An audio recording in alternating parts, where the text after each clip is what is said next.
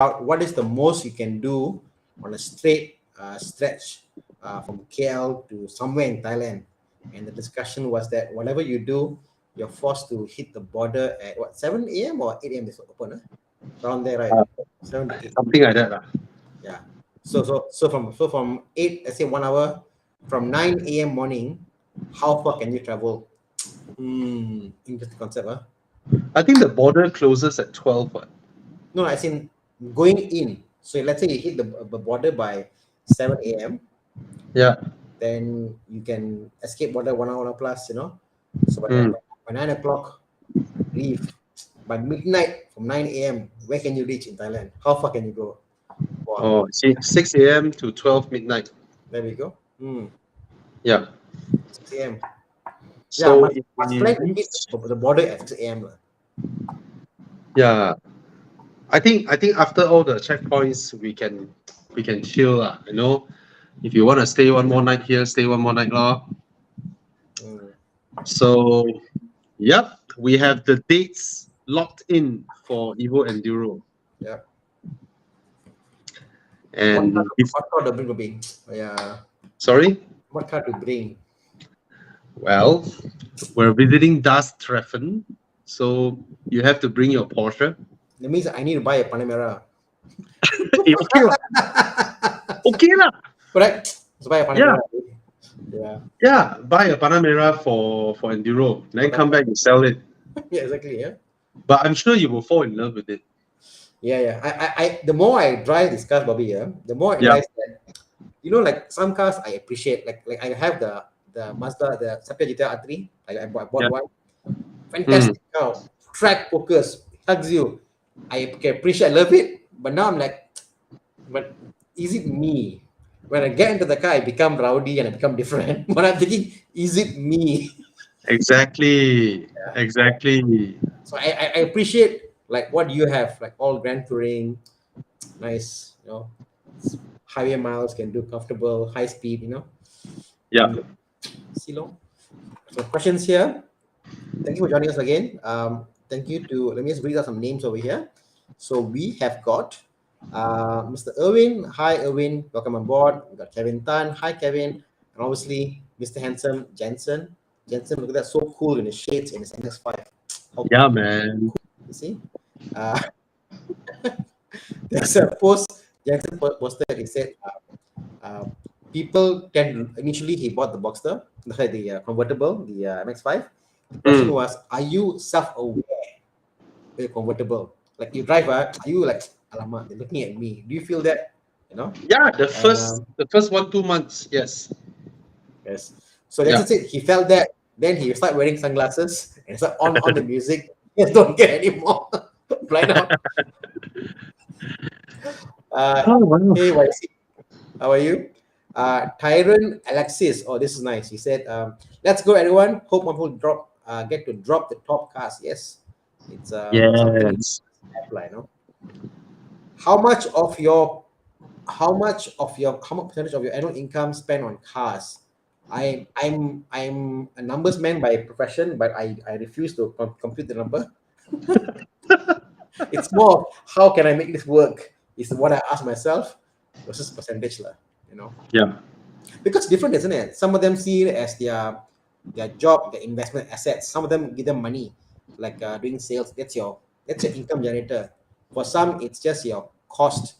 So I don't know, how do you put a percentage on it? I can't think of it. Well, you're waiting for me to answer my thoughts. I am always a proponent for making yourself as uncomfortable as possible.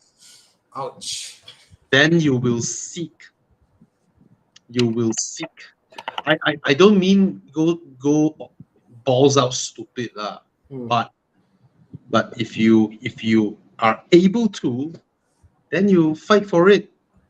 Then when it gets when you feel it's tough, then that's when your brain goes into overdrive.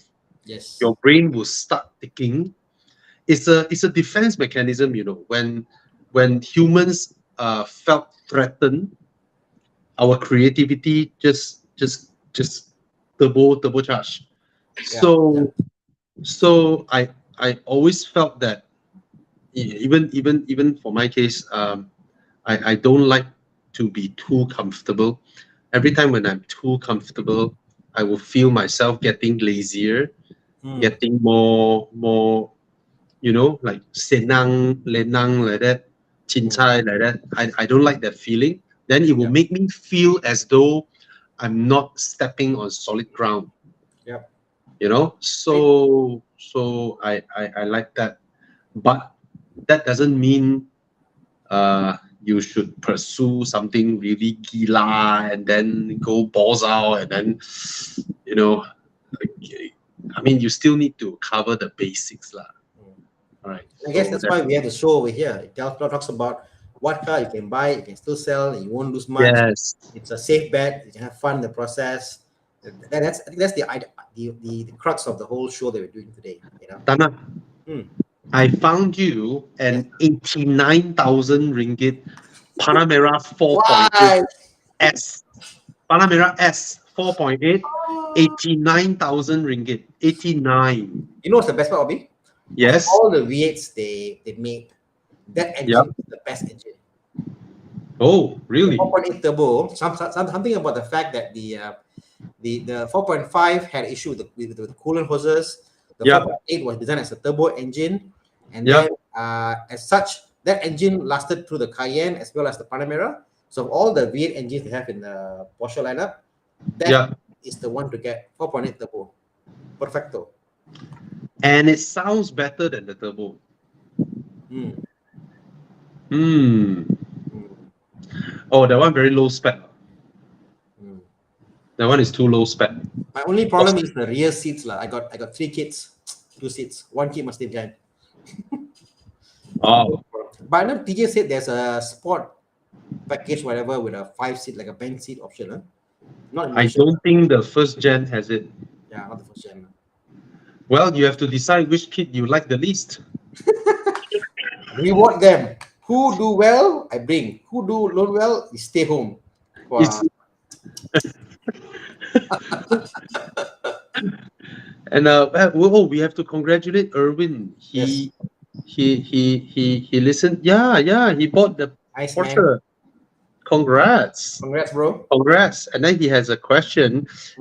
Elza or Exora for lower maintenance? Definitely the Elza. Definitely the Elza. Yeah. Definitely All right. Exora Yeah. with turbo and all that. The concerns, the ABS pump module. Yeah. Get the Yeah. answer. And Johan. Okay, a Peugeot 208 GTI in terms of maintenance should be a little bit higher than a typical BMW. Yeah, it is higher than a BMW. If you can maintain a Peugeot 208, you can very comfortably maintain a BMW plus a Toyota. More because of the how cheap the parts are. I mean, you'd be surprised, like a E46 330, the rotors per piece 100 ringgit. It's cheap, like less than $200. Yeah, BM parts are cheap, Peugeot, not so. Yeah. Yeah. All right. So that's the Peugeot. Okay. And How about this one? Something unique. I don't know whether this is a question or it's just a thought. yeah. He's looking at a Evo convertible or the converted wagon Jimny. Both are unique, obviously. Evoque convertible for me. Yeah. I haven't seen Evoque one. convertible. I haven't seen one in person actually. I never seen one in Malaysia. I'm not sure where YC is from. Yeah. And if you found an Evoque convertible, please buy it because we've never seen one. Yeah. I was hoping someone would bring it in. That would be epic. Okay. Hmm. Back to what we're doing today, obviously.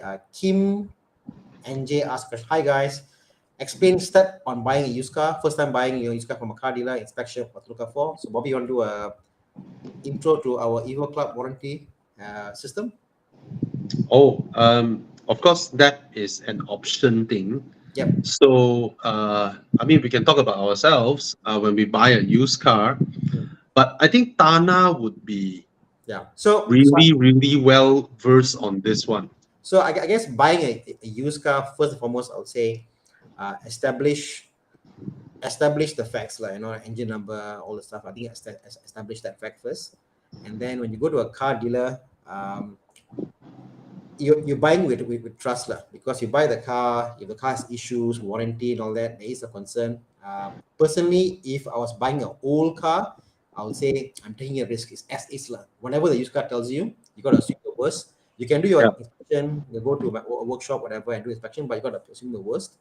Mm. But if you are the person buying a high value car, then I would say get the warranty. Like Evo Car warranty is there. It doesn't matter where you go and do inspection, get it inspected, get it checked out. Yeah. We have, you can see that 82 centers for service centers and 52 centers for your inspection. Checked out, and what that means is that if in the period you buy the car, the 1 year, at least you can extend the warranty. Why not? You are assured of it. Okay. So in terms of simplifying it further, for someone with totally no knowledge about buying a used car, so usually it starts online, right? You look through CarList, you look through Muda. Be very careful with Facebook. So all the scammers have sort of moved from Muda to Facebook. CarList was the first one that has the verifying mechanism. Yep. Then all the scammers in Muda were scamming people, and then Muda also introduced the verification mechanism. So all the scammers are now in Facebook. Facebook is like a cowboy town. All right, people can post anything, claim anything there. Just be very, very careful. If someone asks you to drop a deposit before you even arrive there or seen this person or whatnot, right? Never. All right. So a very common tactic that scammers use is, let's say this car market price is 120,000. Most of them 120, 125.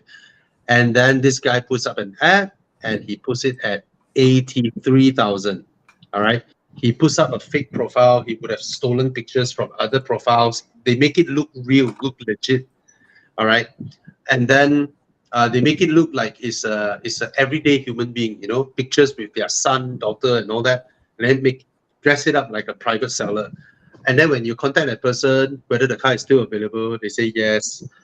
And then when you ask, can I see it on Friday or something like that? And then the person will probably tell you, oh, there are another 3% viewing it. Right? Then now it makes you feel that, oh shit, I must get this deal. So that's how they play you up. So never ever drop a deposit over the air without seeing the person or the car. That's the first thing. Now, aside from any scams, you should look at a few other cars. If the car that you're buying is very popular, they're everywhere, don't worry, okay? And if you look at the prices that they are selling, let's say a BMW 320i, your budget is 80K, and then the 320i is 80K, the 328i is 93, 95K, right? You wanted the 328i. You can actually use your 80K budget and look around for 328i's and just go see them. Even if they list 90 plus, you can open your price 80. Try your luck. You don't try, you won't know, right? Just try. So once you found the one that you really wanted, wow, this one, I've seen the car, it's nice. The color is nice, the spec is nice, the picture looks good, you've seen the car, everything looks well, okay, but you're not a professional. Then you can tell the dealer that, okay, I think I want this one. All right, what is the deposit? So let's say usually the deposit 3K, 5K is very normal. When they give you the receipt, make sure they write it there, refundable if your loan is not approved, or when during the inspection, something serious turns up. So what do we mean by inspection? Basically, it's an honor thing, it's a trust thing, like what Thana said. If you tell the dealer that I want this car, okay, so the process, first thing is, while you are processing your documents, you pass your documents to the dealer. So you pay them a deposit, that means you're serious, then only they start doing the work for you, right? Process your documents, submit it to bankers and all that. They will do all those things. And then also issue you a receipt and all that. During this process, you can request for your car to be inspected. They will ask you which workshop you want to send to inspect. So that's why where Evo Club comes in, we actually partnered up with 50 over inspection centers across the country. And these are independent. They have no business dealing with us, except for the fact that through our extended warranty partner, these are sort of like bigger, more established workshops. And send the car over there. If the dealer is not willing to do the inspection, you can walk off the deal. If the car is popular, okay, then the car sent there. If they check everything, they tell you things like, oh, the bushing is cracked, or the suspension is worn out and things like that. You can actually tell the dealer these things are there. Would you want to, would you be fixing it, or you yourself have to judge? Do I want to buy it with these things, or the dealer will fix it up, or how? That is upon negotiation, because if the car is 80K, you pay 100K, of course the dealer will fix a lot of things for you, right? But if you squeeze the dealer until they have no more margin, right, they're not going to fix anything. It's buy it as it is. They will tell that face to face to you. And but these are considered nothing serious. It's a used car at the end of the day, provided during the inspection this car is flooded. It's a flooded car. If the dealer tells you, oh, it's not a flooded car, but they managed to check it's a flooded car, or it has been in an accident, or the gearbox big major failure or whatnot, then you can withdraw from the deal. Usually that's the case. For if not, then you have to honor that you pay them a deposit. And if your loan is approved and you don't want the car, they have the right to forfeit your deposit. It's only fair. All right.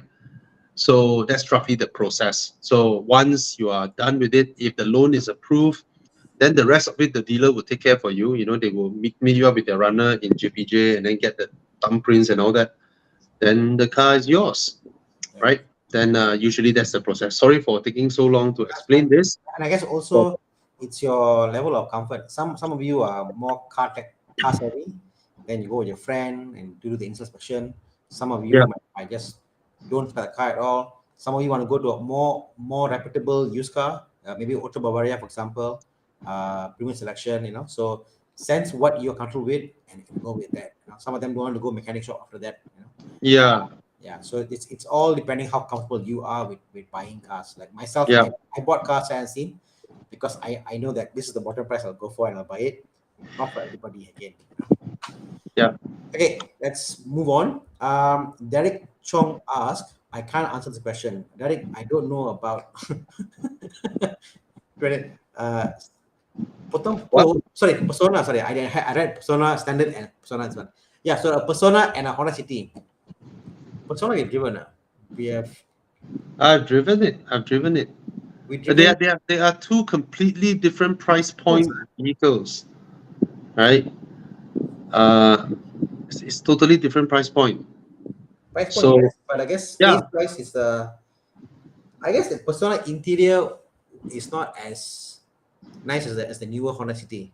Cannot fight lah. I mean, nice. Yeah. I mean, there's just no challenge here, right? The City is more refined. The engine is more advanced. Even more the fuel efficient. Yeah. I mean, the CVT also, but the thing is, there's just no challenge. I would say the Persona is a product of the previous decade. Belongs to the previous decade. Yeah. Okay. So the only reason you're buying it is to save money from what is a B segment car, right? It's quite big. The car is quite big. So yeah, but for people like us, these type of reliable cars, we will never buy new. All right. Check out the prices of a 2-year-old Proton Persona. Oh my God. Just look at the price and see how much money you have saved. And then you think about it yourself. These simple cars without turbo, without this, without that, right?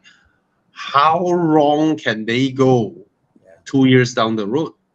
And look at the savings you can get, right?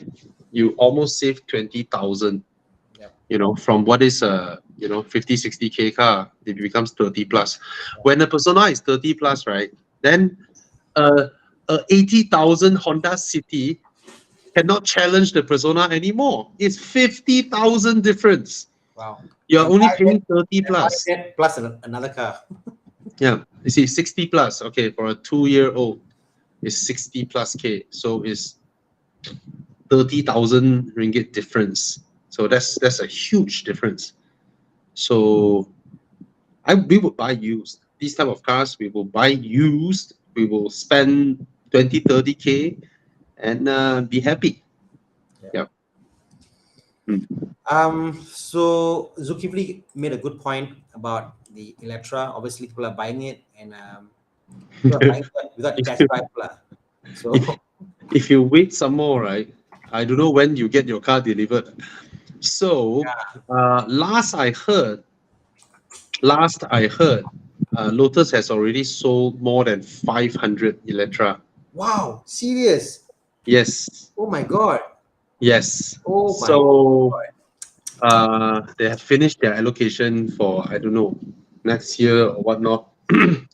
So it's a fantastic car. It's value buy. You are practically buying something that should be 2 million for 600,000. Bobby, All right. I So can't imagine yep. the landscape in about 2 years. Imagine 10,000 Teslas on the road, Electras on the road. You know, Yeah, man. I don't know, man. the scene in the car in Malaysia is going to be People fighting at charging stations. well, Confirm. confirm. Guarantee. Okay, confirm. Tell you the People here fight for car park. Chop chop. Can you imagine for this how they'll fight? I mean, basically put it this way, right? If you think about it, let's say your neighborhood, right? Neighbor what? Your neighborhood. Hmm. Let's say a 5-kilometer radius from where you stay. Yep. Roughly how many petrol stations you can think of, right?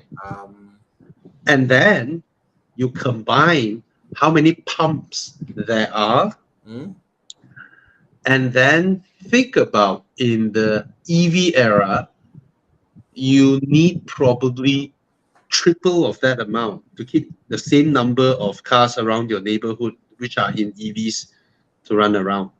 So I really think that the government, right, should allow private chargers be installed, be it landed or condo. No amount of AC chargers can handle public Say chargers. why do you say private charges? Is it not allowed now? In condos, okay, a lot of condo management just go ahead and install them. All right, but some condo managements who are very scaredy cat go and ask this, ask DBKL, ask Bomba, ask this, ask that, and then everybody gives you all kinds of reasoning. You know, Bomba said that, the EV chargers should be installed on ground floor because our Bomba vehicle can reach. Nonsense. Every house have natural gas pipelines. Yeah. How's your Bomba gonna reach? You know, the 40th floor. Why Bomba getting involved? Exactly.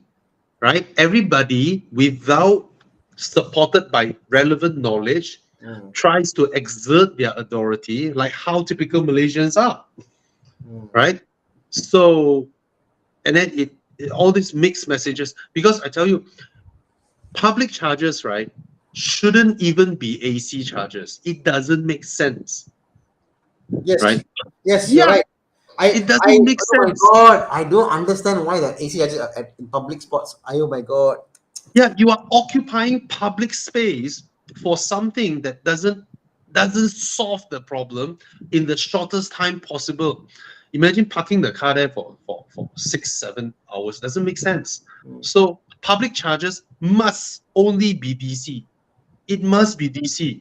Otherwise, there's no reason, you know.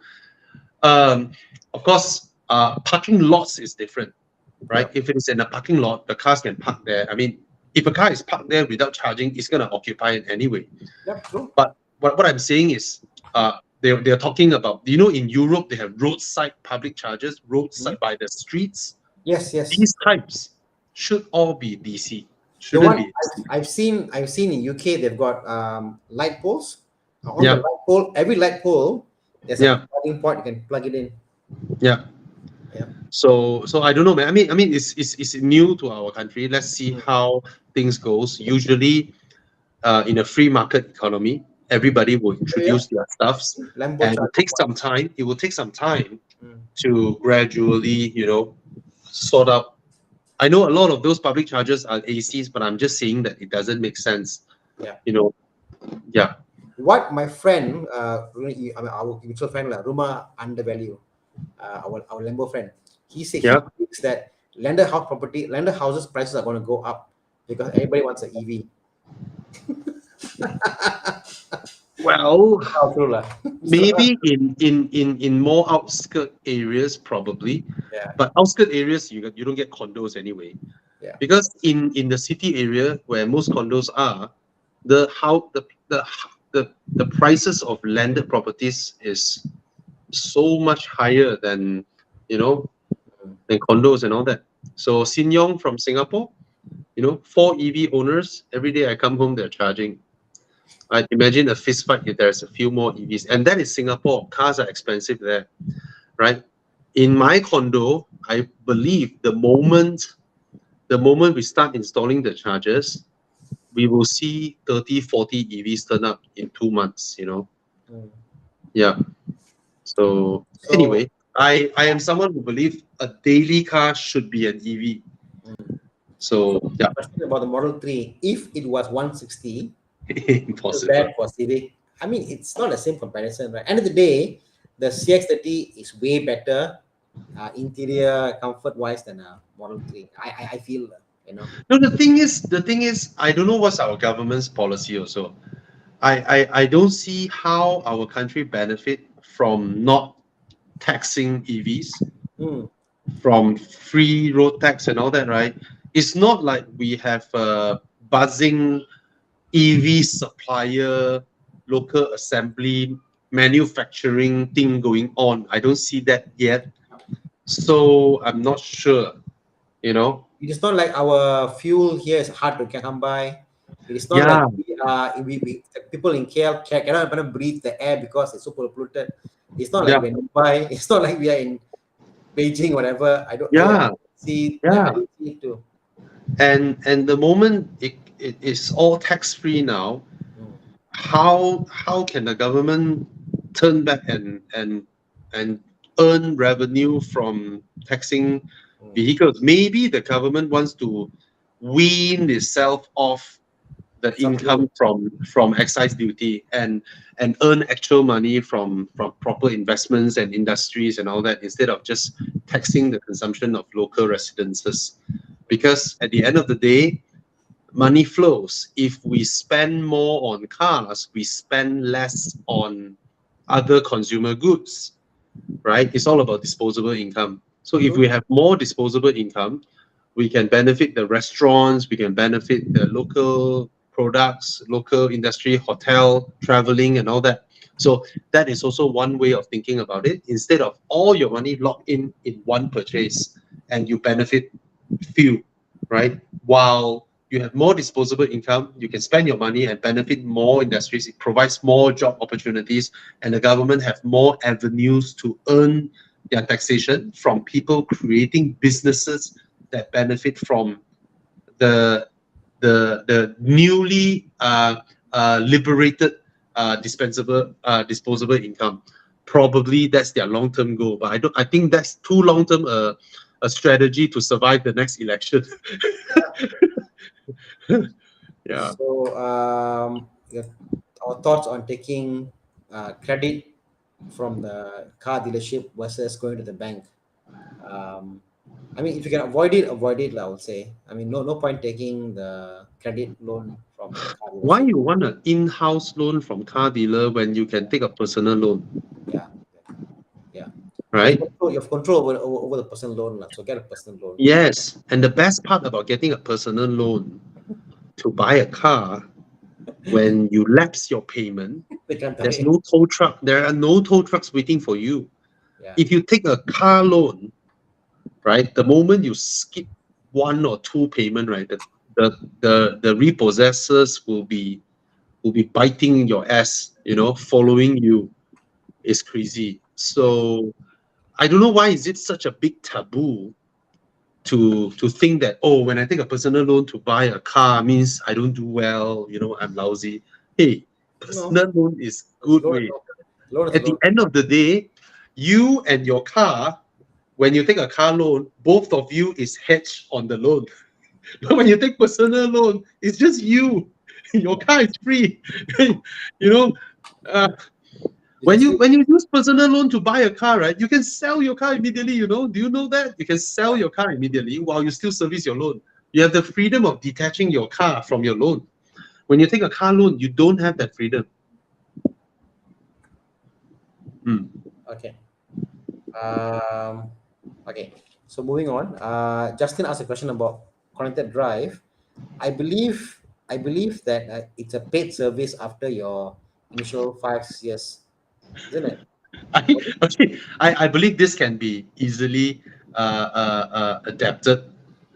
Probably. You know what's funny? The other day, okay, my 6 Series is a Recon car. It's a Yeah. UK car.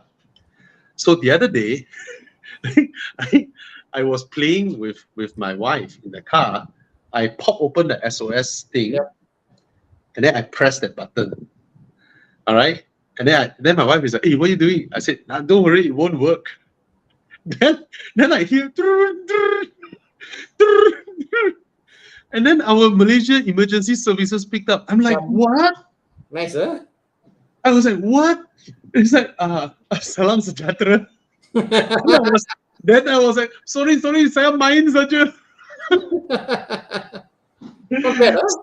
Oh, I have no idea. Maybe the importer that imported it go and Maybe the SOS works throughout. The connected drive, I was told that it was a paid thing, but yeah, don't be active. Mine still works, lah. So yeah. I'm sure there are people out there who are able to do all this for you. mm, All right. I don't think it's something that is like deadlocked. So you just have to look around and find people to get it, or maybe it works. I'm no idea. All right. Mary asked a question: does injector cleaner works? I can tell for a fact I've used few products and they do work, like, but overusing it does affect your O2 sensors. Like you can't do this like every pump you do. If you do it, your O2 sensors will actually fail. So is your plugs. So if you use it periodically, that's fine. Yeah. Yeah. Yeah. Um, They have to work. You know, second- it's not rocket science. It's not rocket science. It's yes. just what chemical works on what. That's It's it. just, it's just Yeah. rocket fuel, not Yeah. rocket science. Yeah. It's not rocket science. It's not rocket science. Yeah. Yeah. Okay. Um, Question here. Wife loves the UX, wants to get it for reliability. Please give me another reason to buy. I feel missing out not taking Quantica. You love your wife and you don't want trouble. That's it. You are very, very lucky. Your wife loves the UX. And think about the good side. You buy this car for her, it's peace of mind. She won't complain anything about it. You know the car works every single day, reliable, and you also know the car doesn't go very fast. All right. And yeah, I just recommended one of my condo neighbors to buy the UX,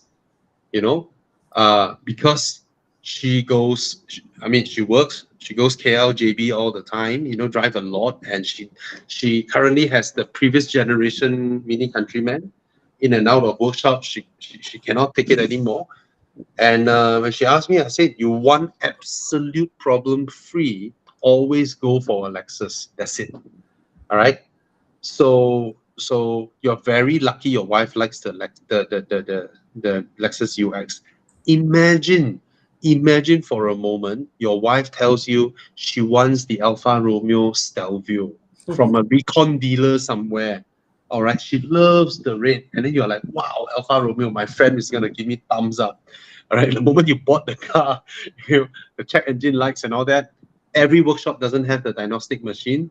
And then one day, maybe she's stranded, because maybe she can't open the fuel cap, or she can't open the bonnet, or the fuel, or the throttle. That's the thing. Imagine she likes that. You're gonna have a lot of trouble. All right.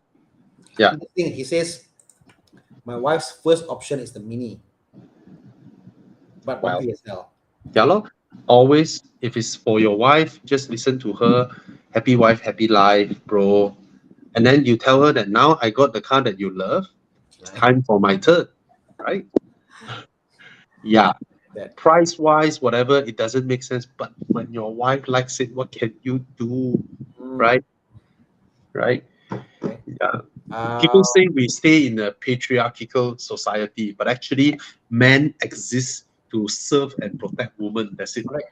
We're not here to subvert women. Have you watched the new Barbie movie? What movie? Barbie. What are the chances of me watching Barbie in the cinema, bro? I watched it with my kids. It's nice. It's actually a very deep, thought-provoking movie. It's about male patriarchy, whatever. So you should watch it.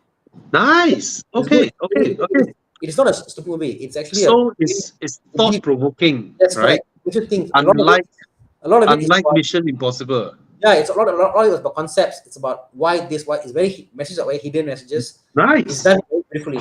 Okay, I'm gonna watch it. I'm gonna watch it then. And instead of watching, I don't watch all the Marvel, Transformers shit, Fast and Furious shit. Yeah. All those, you go into the cinema, you switch off your brain, and then it's just boom bam bim bam boom bam Makes you think like movie, put this way. Yeah, so, I like this type of movies. Yeah. Okay. So so coming back to Anantila talks about Sonata 2020 130K. How much brand new back then? Brand new was what? Was less than 200K, right? No, less than 200K. Yeah, so expensive still. Price didn't drop that much.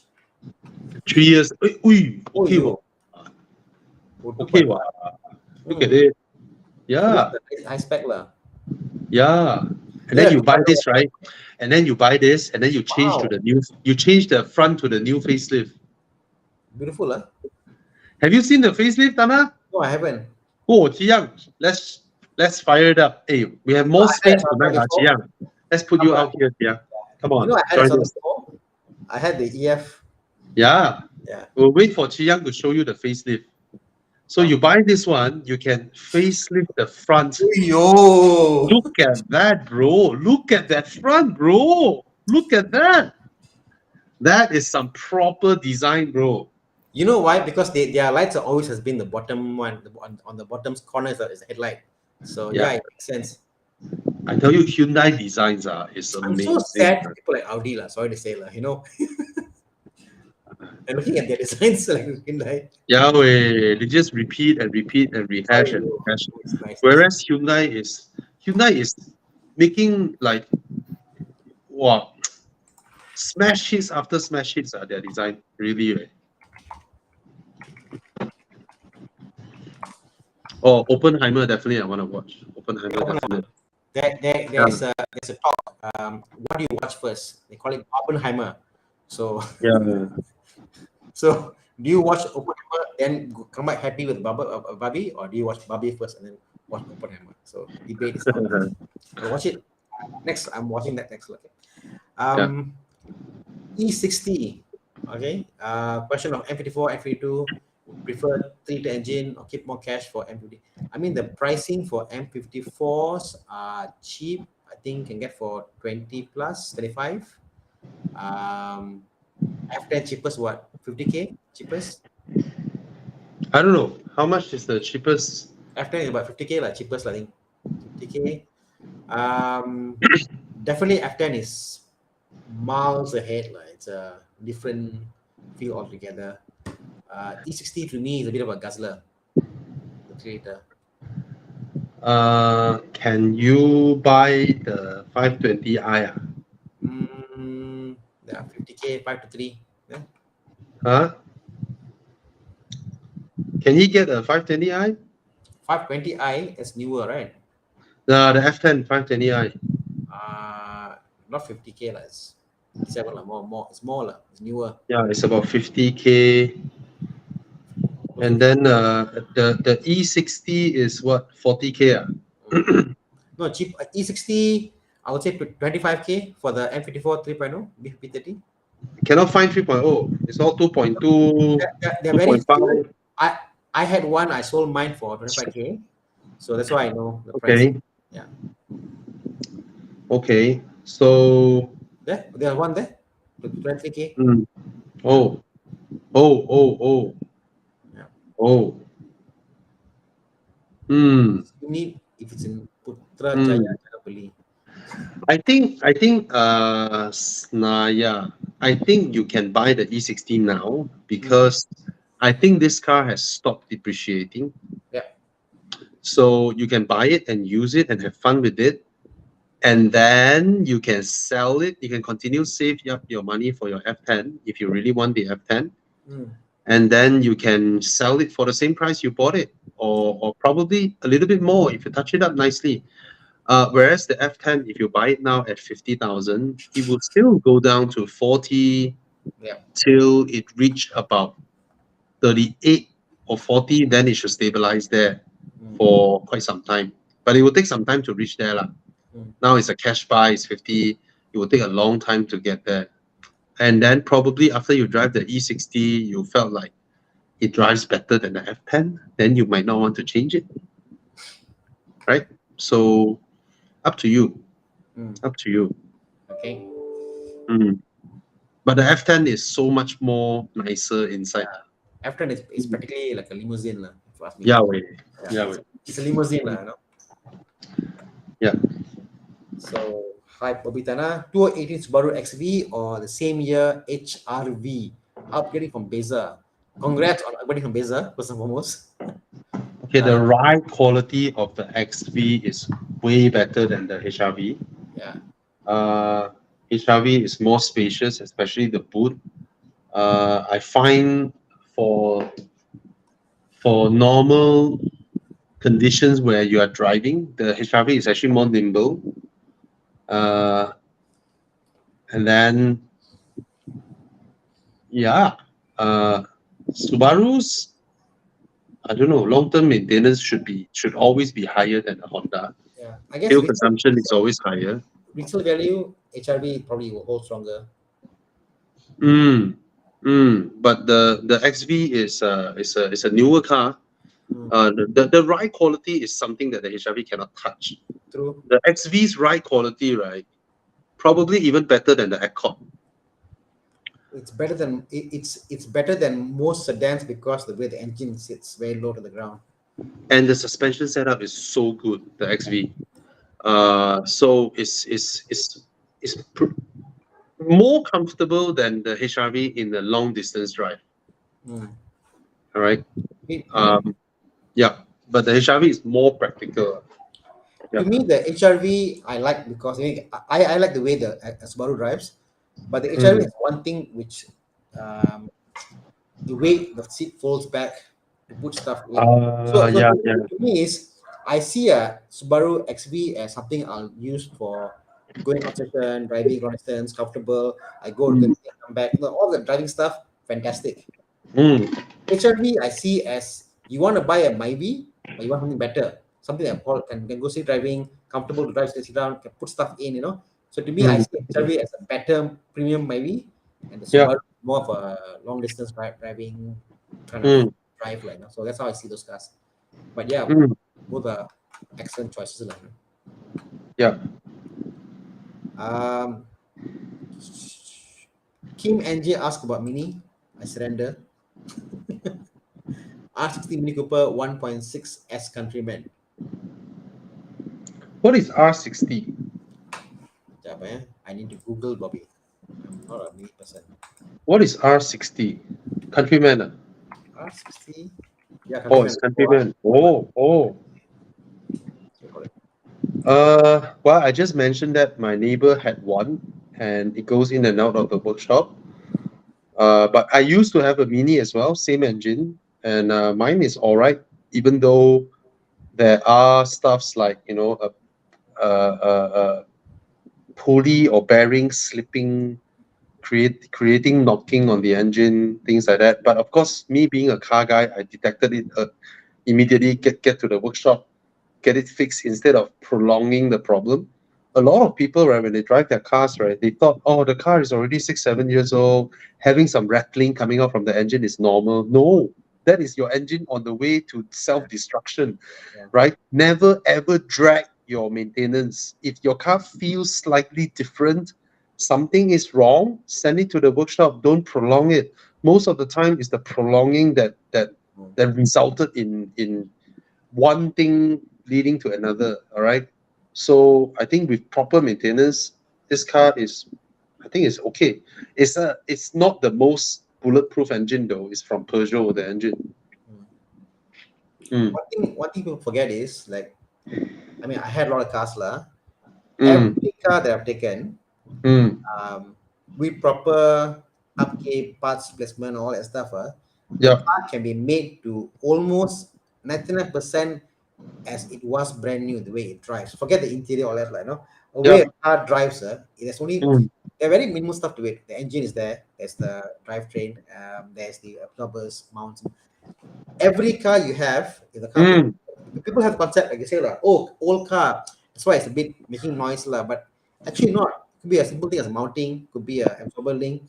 Every car that you have, old car, can be as good as the day you bought the car. And that's how the car should be. If the car is not as good as the first day you bought the car, something wrong with the car. And normally it's a small thing. It's a small thing, So there you go. Yeah. Eugene says, what about a charger? Portal One. There are companies in Malaysia now started, one company I know of. They are making a portable charger van, which is a diesel truck, a diesel van that goes and charges your car. Well, Eugene, actually every car comes with a portable charger. There we go. The problem is the 3-pin plug. You have to look at the source, right? The source and the cable, the wiring, all they cannot handle big loads. So you plug it in, then it starts. You can feel that the plug point is heating up. Not a good sign. Not a good sign. All right. That is when trouble happens. People simply, of course, some EV cars chargers, they come with like a regulator or something. I remember my first XC90. I have that thing that I can adjust the, I don't know what you call that, the amps or whatever. I don't know why this electric thing, right? They want to have like sometimes, okay, I don't understand all this. I'm a bad student. Volt lah, watt lah, amp lah. Come on, can they just sum everything up into one simple thing for us? But of course, I'm not in this. I'm not trained in this. I'm not an engineer. So what I mean is, there are so many variations out there. It's dangerous to simply plug your 3-pin point into any plug point you find and leave your car there overnight. That's when things go wrong. Yeah. Hi, Kon. Hi, Bobby. Hi, Thana. Hi, Chiang. The reality is, when I leave my house, the charging wall box for my house, it has to be direct from the main. Yeah. There has to be a circuit breaker for that charger itself. And not shared. So we don't do anything things. Yes. Oh, no, sorry. Can I ask, you have a charging box in your house, right? Who installed it for you? My friend, who's an electrician. So concept, people say, oh, you must get a certified electrician. I know that's just the default answer, but if you get a smart enough electrician, you can do it. All you need to do is to make sure that, like, you put an aircon in your house. You don't ever tap wires for air conditioning, although you could tap from your main power plant. You should always pull one from the MCB. Same concept, You must have a circuit breaker just above this wall box so that anything happens, it will isolate that. But when the moment you use like not the one they give you, the free one comes with the cars, that's those boxes, those are low to a wall socket. Now, sometimes it goes to a low amp power outage for the light, and sometimes not, and they will overheat. Like many cases, they overheat, they burn down the house and stuff. So don't never use mine. So Okay. Because it depends on the amount of current that you are pulling through the wires.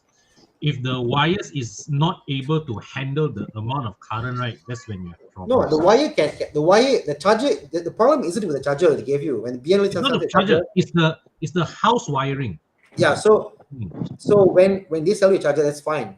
Hmm. But what happens to a wire is when electricity conducts, heat is generated. When heat Correct. generated, it must go somewhere. So what happens is the heat from the wire will end up burning your charger. So that's just It's the not way it fun. works, you know. Yeah. Okay, enough about charging. Pro Aki asked a question. He's going to change his absorbers. Do you recommend to change springs as well? My recommendation is all the used car fullers, all the tire shop fullers say, oh, spring can reuse, just in the absorbers. From my experience, 5 years, 6 years is the lifespan for the spring to be optimal. After that, spring's got to go, you know. But Absorbers after 2 or 3 years they become less good, you know. But the general rule of thumb is that the absorbers wear a lot faster than the You're springs. correct. So the absorbers is like 3 times absorbers, 1 time this. I mean, I use Titan for mine. If you want to use Titan, you can come and see me, and you put Titan for yours. It comes to the coil. It's a coilover system, so springs as well as absorbers. But if you are not doing that, always replace. If it's like 8 years old, whatever, replace them. And the rule of thumb is also is that never put lowered springs on stock absorbbers, if that makes sense. Like people tend to buy, oh, I want a car lowered, so they buy sex lowered springs. You can ruin your absorbers. Exactly. Yeah. The absorber used to last you 3-4 years, now last you 2 years only. So Correct. don't do that. You know, if you go to, let's say, to the Bilstein, whatever, they sell the lowered spring, or Monroe, they sell the lowered spring with a matching lowered absorbers. Like the height must be the same, you know. So Yeah. So don't be too smart. I know people say, oh, you can match sex and this, and you mix and match and all that stuff. It's not as easy as matching and No, using it, no. you know, long term. Even Con knows what your M Sport. You went through a few calls, isn't it? You went through. No, actually, my car that time I just straight away changed M Sport springs with matching absorbers. I see. I knew from the fact that the spring and the absorbers, you must match them before you install. And the best part is after I install it, I realized that you not need to match the spring and absorber. Ideally, you match the anti-roll bar also. That will give you the best results. Right. Yep. Let's go to another one. Hasbullah. Hi, Hasbullah. How are you? Hello, Hasbullah. Yeah. Is government losing money by making Tesla prices so low? I don't think so. Not losing money, not making extra money, I would say. Losing revenue, lor.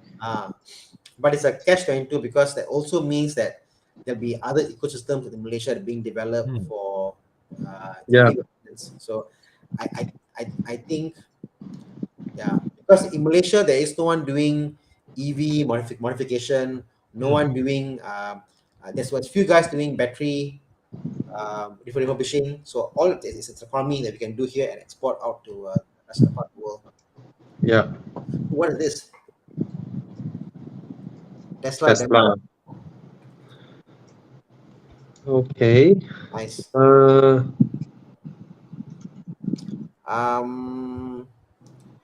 Louis Wong asked about the Tesla Y 199K.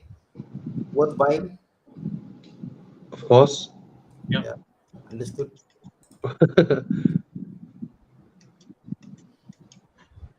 What else? Okay. 15,000 ringgit for a uni student. What would you buy? A first gen Myvi or a Civic EG? The problem is uni students. Most of you don't drive really well. Right. I mean, serious. From us uncles, immediately we can tell. Ouch. You know, if someone can drive or cannot drive. We don't mean whether you can corner or not. You know, we mean whether, on general terms, you get into trouble or not. Yeah. A Myvi, okay, first gen, I don't know, but it's a modern car nevertheless. I'm not sure if you guys remember, I think a month ago or 2 months ago, there was a Honda Civic EK. EK is newer than EG. There was an EK in some of those, I don't know, Terengganu or Pahang back roads that went into a head-on collision with Alza, first generation Alza. All right. The Alza actually destroyed the Civic. The Civic was cut into half. Wow. Whereas the Alza just have its crumple zones crashed in. Okay, it was a serious accident, but the Civic was sliced half, not this way, half like that. Yeah. So now you know modern cars, right, versus an old car like an EG or an EK, right? A modern car will destroy these old cars. Yeah. Right? No matter how you're knocking on the metal fields, it's the signs of, you know, the crumple zones, blah blah, everything. And That was a crazy accident. Yeah. I'm not sure with this one. Yeah. It's a black color EK. And there's Anyway. and there's one more factor to Bobby's equation. Mm. The modern car is better design in terms structurally better design. Yeah. And also the older car, don't forget, because of that, 2-3 decades of usage, right, has a greater degree of metal fatigue on the body. Yeah. So I actually have a friend who died in a Civic EG. He was in between a wall and a tree, and I think the gap is like 2 feet, just 2 feet across, and the whole EG just went through that 2 feet. Yeah. Like how you would, a plastic bag, and then you give a small hole, and then you pull the plastic bag out the other end. Oh my god. Yeah. All right. So we're all for enthusiast cars, but if you drive safe, by all means, okay. Just bear in mind the fact that Bobby pointed out about safety. That is very, very legit. Yeah, I always encourage people to buy enthusiast cars. But the reality is there. Okay. Watch out for that. Yes. Yeah, be careful. Sherman asked, thanks for the perspective. The question is, can I see this? Yes. Okay. Check out for MX5. You got our club members, our Evo club centers, but I guess Desmond knows a lot about MX5, isn't it?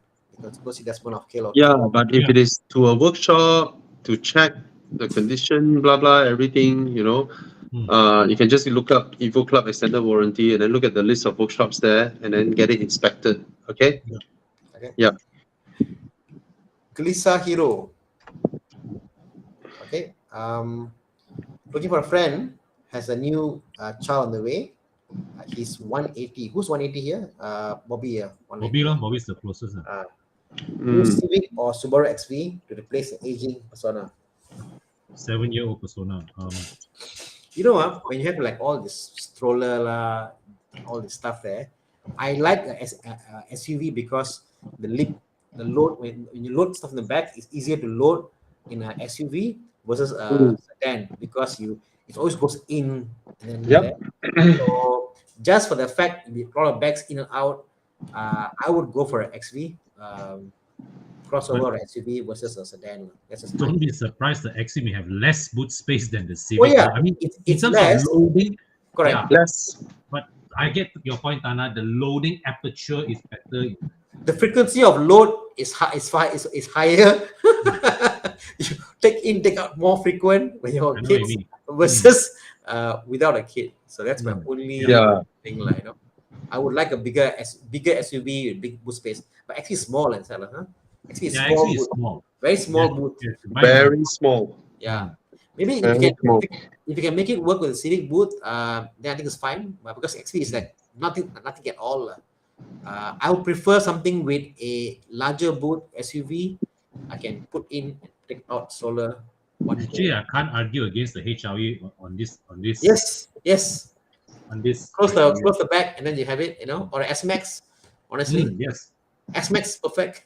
Today somebody was asking me my opinion of a first gen S-Max for about 20 over K. I think that car was somewhere in your neighborhood where I look at the pictures. Yeah. There you go. Okay. Yeah, so HRV. HRV lo.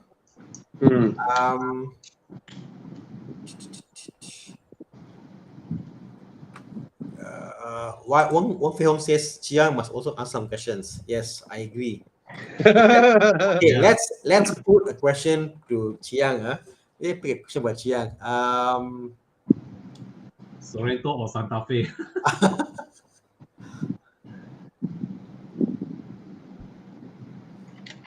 Very easy. Is it worth to get a 2020 BMW X1? So, Chiang, come. 250K. That's the question. Here. Okay, Chiang, this for you. Don't know, eh? Huh? What? I don't know. Worth it, ah? Why you don't know? You've driven so many cars. Yeah. You've driven SF90. Worth it, lah. Worth it. What's the new car price? 300 plus, ah. 300 what? Around 30, 40. Oh, so Let me check. you saved 100K, right? Worth it. Yeah, lor. Crazy. Okay. Sean Tan asked a question. How do you justify buying a car above 10 years old and owning it for at least 5 years more, like a 6 Series 211? Well, Well, I'm gonna do it together with you, and I'm gonna own it even more years because I'm not selling this car. John, if you like it, you don't have to justify it. Well, imagine how much the car was brand new and what the quality is. I mean, say close to $1 million, 8868. I think what we forget is that these premium cars, they come with build quality. The build quality is just there. Where's Eugene? Eugene can calculate average savings. No, this car you save 600,000, 700,000. Yeah. Well, I mean, it's a fantastic car. All right, the 6 Series Coupe. It's gonna be a modern classic. 100%, it will be a modern classic. It drives beautifully. It's low on maintenance. Fuel efficient, and it's powerful. So I have no more words to say how good this car is. It's amazing. Now there's no proper coupe in this size. Oh no, Kon, you should buy one. I tell you, it drives so nice. I know what you mean, man. Oh my god, it drives so nice. Yeah. Oh, Thana, did I tell you? I haven't tell you this, right? I mentioned this in my other group chat the other day. I absolutely no longer want a Maserati Grand Cabrio, even if someone bring the car to me and offer a swap on my 6 Series. Why? Why? Okay, I watched a review yesterday by who was that YouTube channel, a very small YouTube channel called Dad Cars. Okay, he's a father of 2 child. He review cars that he thinks a car enthusiast father can own, meaning it must fit child seats and all that, right? Oh wow! The Grand Cabrio's boot size is 1/3 the size of the 6 Series boot. What? What? It's 1/3. You know the area where our BMW, right? There's a thing that I fold down, so that's the depth of the convertible cover that will go, and I can still use the interior area, right? And if I don't fold the boot, I will just fold the thing up, right? Yeah. In the Maserati, it is not accessible. Oh, that area is not accessible. You only have the other part. So, okay, so that is not endurable already. It's stupid. It's dumb. Okay. Yeah, it's dumb. I would still. You see, I had a 6 this Series, is what we see from a hard top convertible, yet it is a soft top. BM had that even from the E46. Oh my god, look at that. A soft top convertible, and they fail miserably with the boot space. It's stupid. I guess they designed it as a coupe first, and then they went to a. Oh well, the Italians, Oh well. a Levok question. Very structured. How did he get this? Buying Levok STI 219, two choice, 160k for 70k mileage or 180k 14,000 mileage. Wow. 20k gap. I don't trust mileage. Exactly. I don't trust the Condition. 14k. Check condition. I do not trust four-door family cars, Recon four-door family cars that are a few years old and the mileage is 12,000, 16,000, 14,000. It's all bullshit. If it is a sports car, it's possible. If it is a four-door car, it's fake. Outright fake. Absolutely. Okay. Yeah. Imagine the car went from showroom to already 50k. Yeah. And then it just doesn't make sense. Some of them. Yeah. 6-year-old car, 12k mileage, 14k mileage. Absolute bullshit if it is a four-door car. Yeah.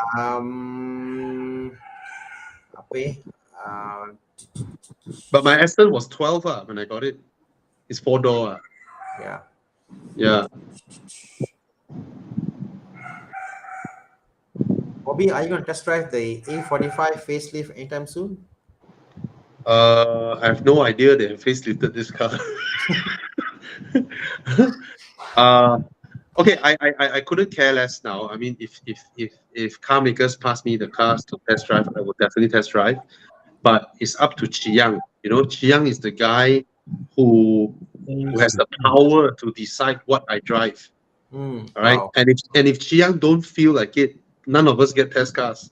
Yeah, same here. Like this week or last week, So Chi Yang is the guy who emails or messages them and say, yeah, would you be, would you fancy the idea of letting me judge your car?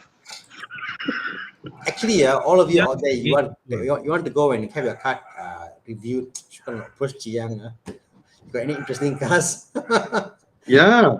Like what Tech Demo does. Please contact, Chiang at horizon.com if you have any quirky cars. Guys, what is Mercedes-Benz 217? What the hell is that? It's the S-Class Coupe. Oh. Different segment.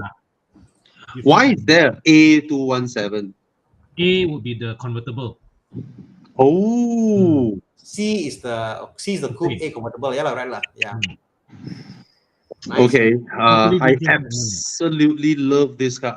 I love this car to bits. For how it looks and how comfortable it is. I had the opportunity to pursue one when I was looking at my Aston. I decided not to because I can assure myself 100% that this car will be way more difficult to take care than an Aston Martin. I am absolutely in agreement. Everything is electronic. There are motors everywhere. Even the headrest has motors inside. During the launch of this car, right, it's hilarious.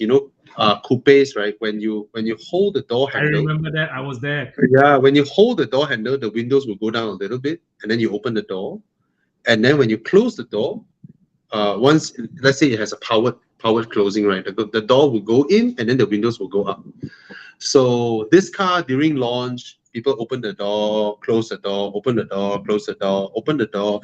Out of nowhere, the window decided to zoop, just went up before the door was closed.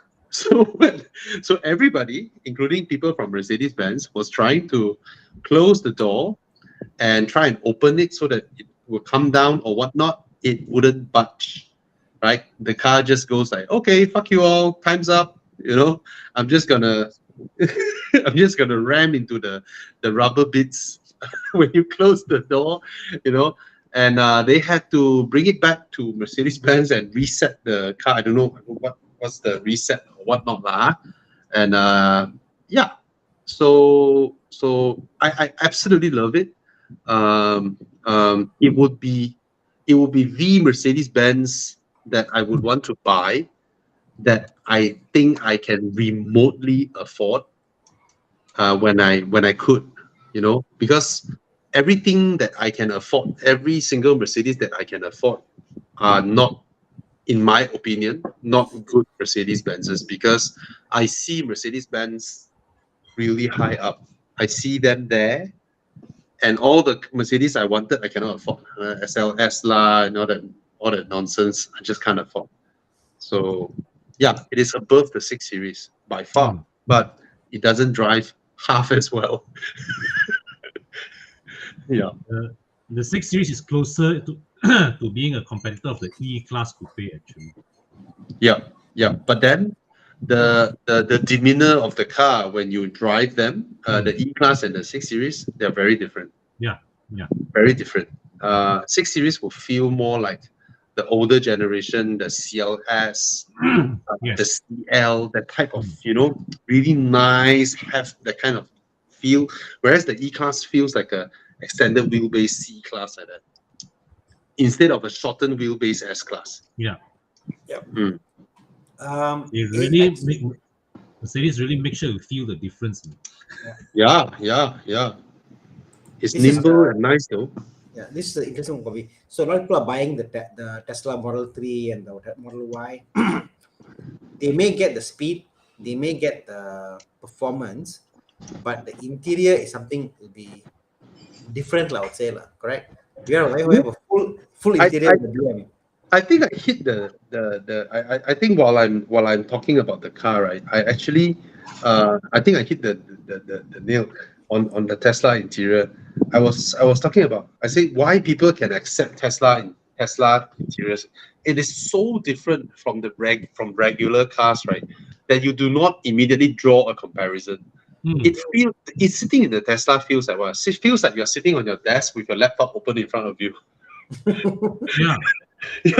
Just one screen there and then blank, nothing else. There's nothing in the car that relates to what we commonly think of as a car interior, So people don't draw that direct comparison. That's why they can sort of accept it, because it's so different. But it's a master class in cost saving. What Elon Musk has done, they are the first one to give you a huge screen, because during the era where people think that a larger screen means I'm getting more for my money, but in fact Tesla actually saved more money than giving you buttons, because all the buttons in the car needs to be molded independently, and there's MOQ from the suppliers and all that, and by throwing all the buttons away, they save a huge amount of cost. Yeah. And for screens, right, a 21-inch screen versus a 15-inch screen, the cost difference are negligible. It is completely negligible when you order mass from China. Yeah. And the best part is that it's just one screen. It's the same screen regardless of what option box you take. So the car maker don't need to bother whether it's a blank button or an actual button there. Yeah. You know what way? You know what interesting about Tesla? Tesla don't have buttons, right? So guess what the aftermarket scene has made? They're selling buttons for Teslas. Thana, your computer is confirmed hacked. Why? Your computer is hacked. Why? Or you're trying to show us something. Shit! I thought some porn website that you sent into our private chat. They're called sexy buttons because Model S, Model E, Model X, Model Y, and it's a button you can buy. You put it in your Tesla, link to your Tesla, and you can make it to full mirrors and do all that stuff. You can program it to do whatever you want. They call it sexy buttons. It's all via Bluetooth, right? Yeah, all Bluetooth, like all linked to the car, Bluetooth, and you can program and put whatever you want on the car itself. Who came up with these kind of stuff? But think about it, the manufacturer don't give buttons. So what you do after market scene to True, make buttons. true. But Bluetooth is one of the worst technology, right? Yeah. Right. Yeah. They disconnect at will. They connect when they want to. It's like I can never understand Bluetooth. It's like It's like suka hati they disconnect, suka hati they don't connect. Sometimes they detect one another, but they just don't want to talk to one another. It's like, bro. But yeah, interesting. You're talking about buttons, so there you go. Yeah. There's gonna be a load of sea of aftermarket buttons. Wherever you want 10 buttons, 30 buttons here. Put all the buttons you want in the car. Imagine you are in a fighter jet, right? It's year 2090, and then you are in a fighter jet, and then the guy tells you, oh, this jet is equipped with a Bluetooth eject seat button. Bro, do I need to pair it while I'm locked by a missile? Oh, and he just do it. When he does that, it's like, oh shit. It's funny. Bobby saw the link. I shared the URL. I thought I was hacked. So yeah. Yeah, because just now you told us your Facebook was hacked, ma. No. Right. Yeah. So apa lagi? Can I add this to Ronald Adrian?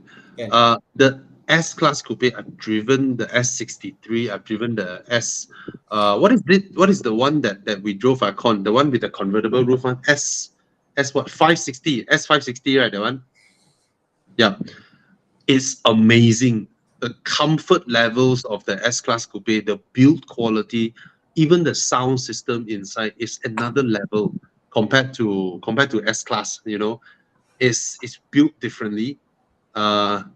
It's amazing. I absolutely love it. I mean, if I fully paid off all my car and I got and if I have something on my radar, it will be the S-Class coupe. I'm not afraid of buying it despite knowing all the little stuffs. Just that back then I made that choice, but given the opportunity, I will still pursue one. It is fantastic. Yeah. So, and very expensive. Yeah, the used car value is crazy. Yeah, I mean, it looks so different than any other car. That Yeah. difference is there. Yeah. Go to a 8 series, unfortunately, or something else. You know, it looks different. Oh, Very different. 8 series. I don't like it.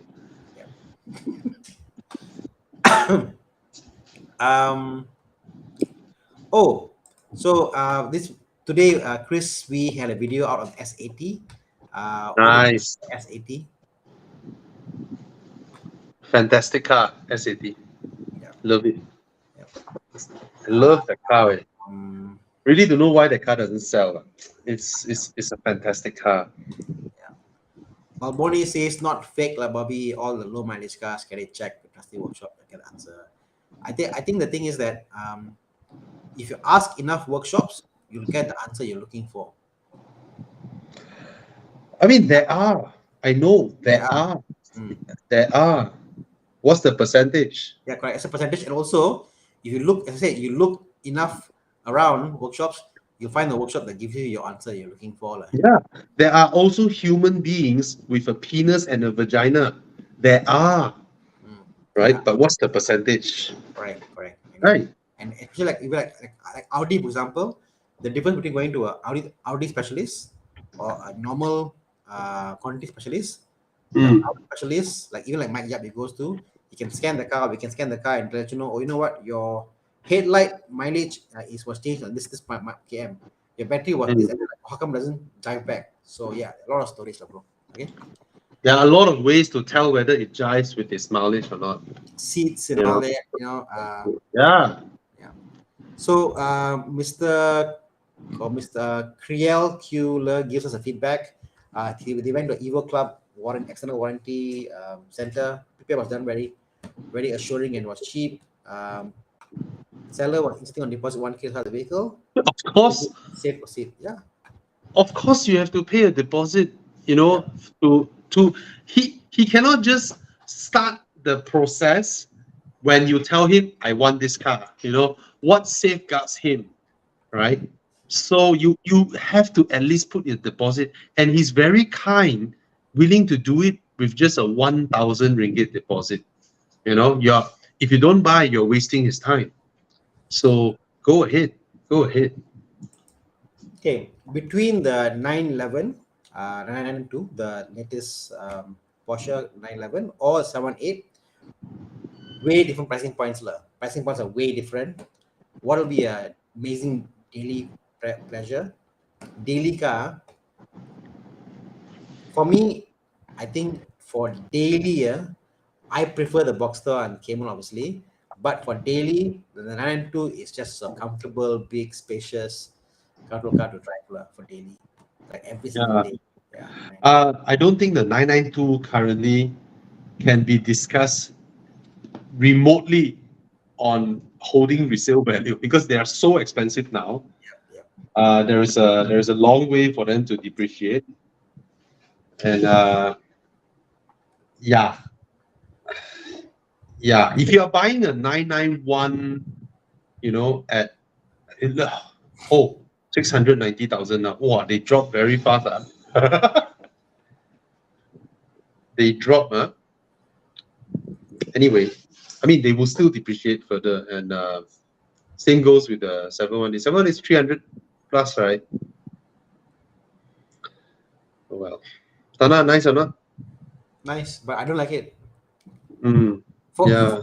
For me to fit that category of comfortable daily whatever, I may Mm, get a Panamera or I may get like something more four-door comfortable. I see the size of the Renault now. It's like it's a four-door size car, you know. yeah. Yeah. So yeah, so if it's a two-door car size, I want to get a small two-door car size. You know? Mm. Yes. See, if a Boxster or Cayman is at 280K, it's gonna hold its value better than the 992 at 700,000 ringgit. Yeah. And I think so if it's a daily, I wouldn't go for an. I mean, personally, I wouldn't like. But yeah. Mm. Ooh, prices coming down. 718. This is a S or 2.0 S. Oh, okay. Not an S lah. I have no idea. Not an S lah. 2.0. They put Oh S yeah, there. S should be 2.5. Yeah. Okay. 116 BMW. Kon has got experience car. Kon says. Con, you are muted. Con, you are muted. Cannot hear you. Still cannot hear you. Kon is saying, "This is a car I drove." And can't hear you. Cannot hear you, bro. Okay. Okay lah, basic law, I guess. It's a basic car. Yeah. Buy Con. Bye, Kon. Kon's gonna leave and come back and join us.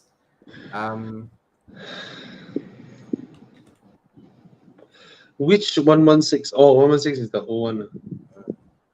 Yeah, that's the Prince engine, right?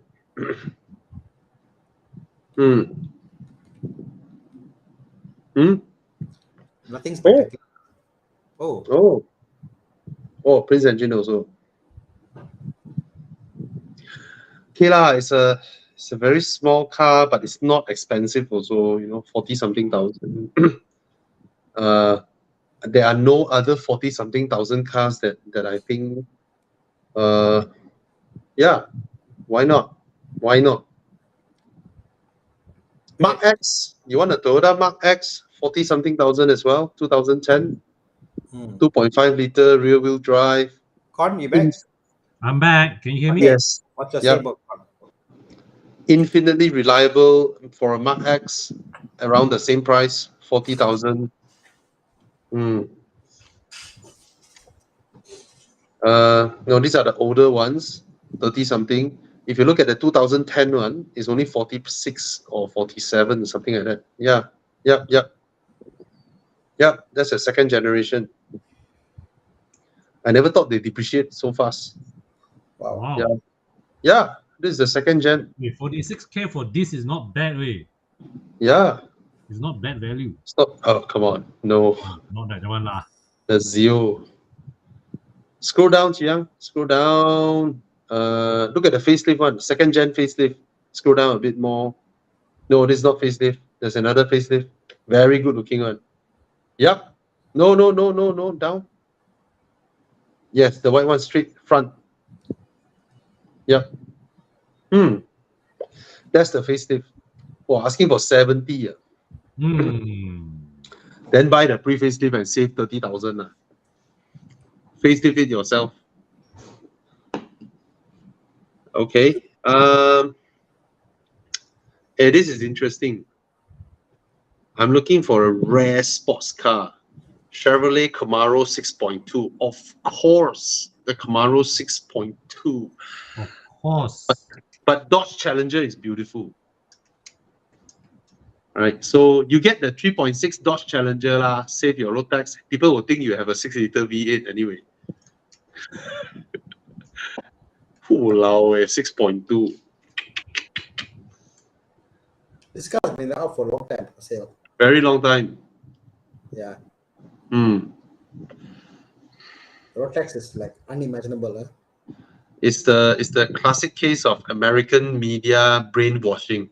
They're able to convince us, 40-plus-year-olds, that this is the Bumblebee.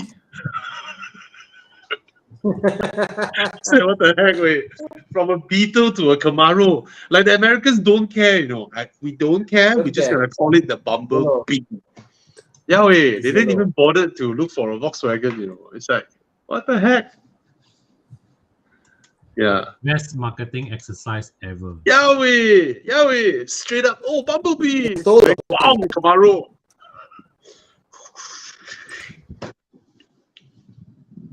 Anyway,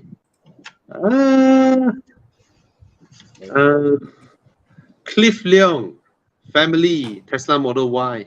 Buy. So worth it now. Buy. Oh, DB9 or are you from Malaysia? Can you get a Maserati convertible? I don't think you can find one. Right. If you're a bachelor, then of course the DB9 is more special. But if you have 3 girlfriends, they would appreciate your Maserati GT. It's one of those rare. It's one of those rare coupes where the 2 rear seats are full-size adult seats. Proper seats at the back. Okay. There's a question just came in. This is for Kon. Kon, what do you think about 2017 Ford Focus 1.1 EcoBoost?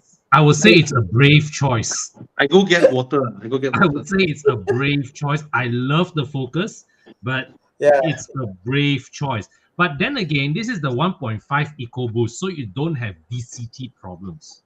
You don't have DCT problems.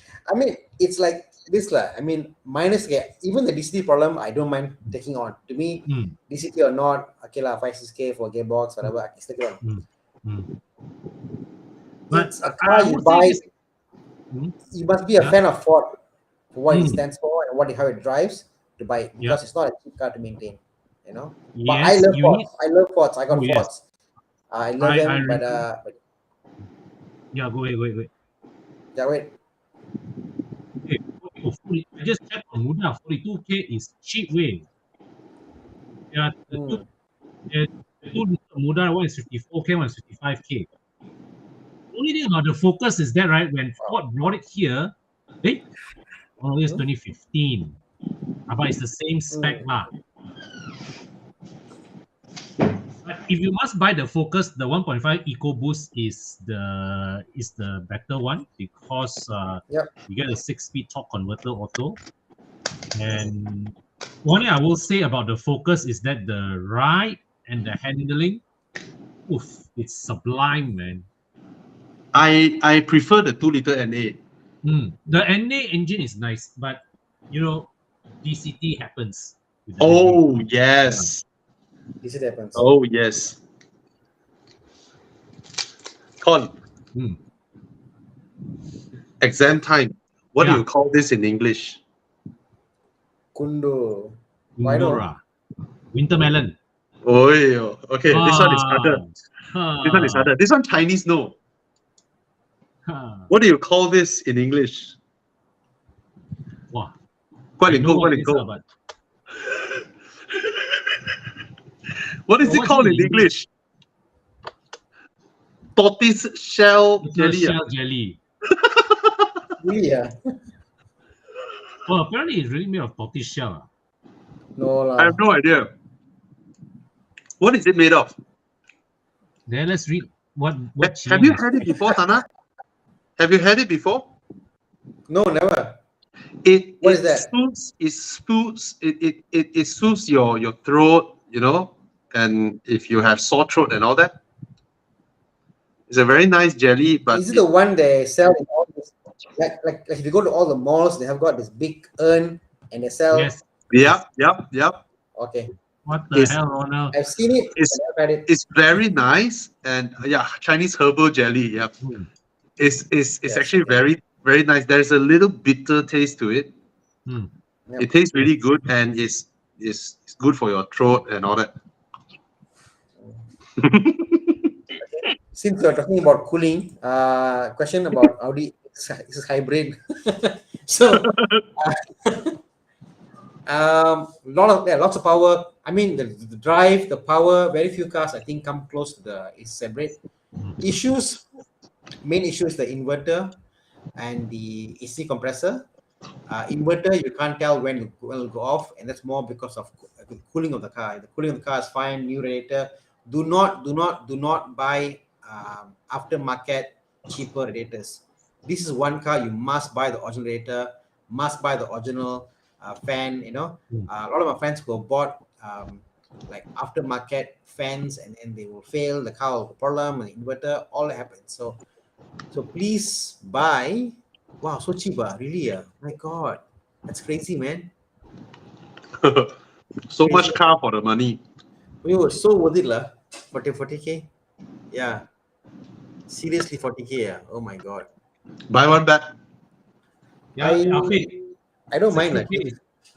It's a bit high. 40K is just nice. Yeah. I don't mind buying one again. It's a great car, you know. Yeah, I think a few weeks ago we debated about this and we came to the conclusion that when you're looking at the A6, right, you're actually better off with the 3 liter because the price gap now is very small. No, not I mean, if it's 40K, no lah. 40K, then there may be one or two at 60K. Yep. So then I say no lah. But earlier it was like 50K, 50 plus. I say no, don't go for that. But there's always only one or two 3.0 for sale at any point in time in Malaysia. Okay. Not easy to come by. You can check out and see. This will be the 70K. See, went up already. Yeah, once in a while you have a weird fella selling 50K lah, but this is not. Yep. Hopefully we answered the question. BMW question again about a 535 or 335. Woo, I love that engine. Oh, go for the 35i, man. As Bobby says, if you're going to pay the Rotex, enjoy the power. But 335i F30s are quite rare. Not many. 335i's are N54, right? No, only if E90. F30 is 35. Is N55. Okay. Why Okay. you say rare? There are. Not many. God, but not many. It's I mean, there's one for sale.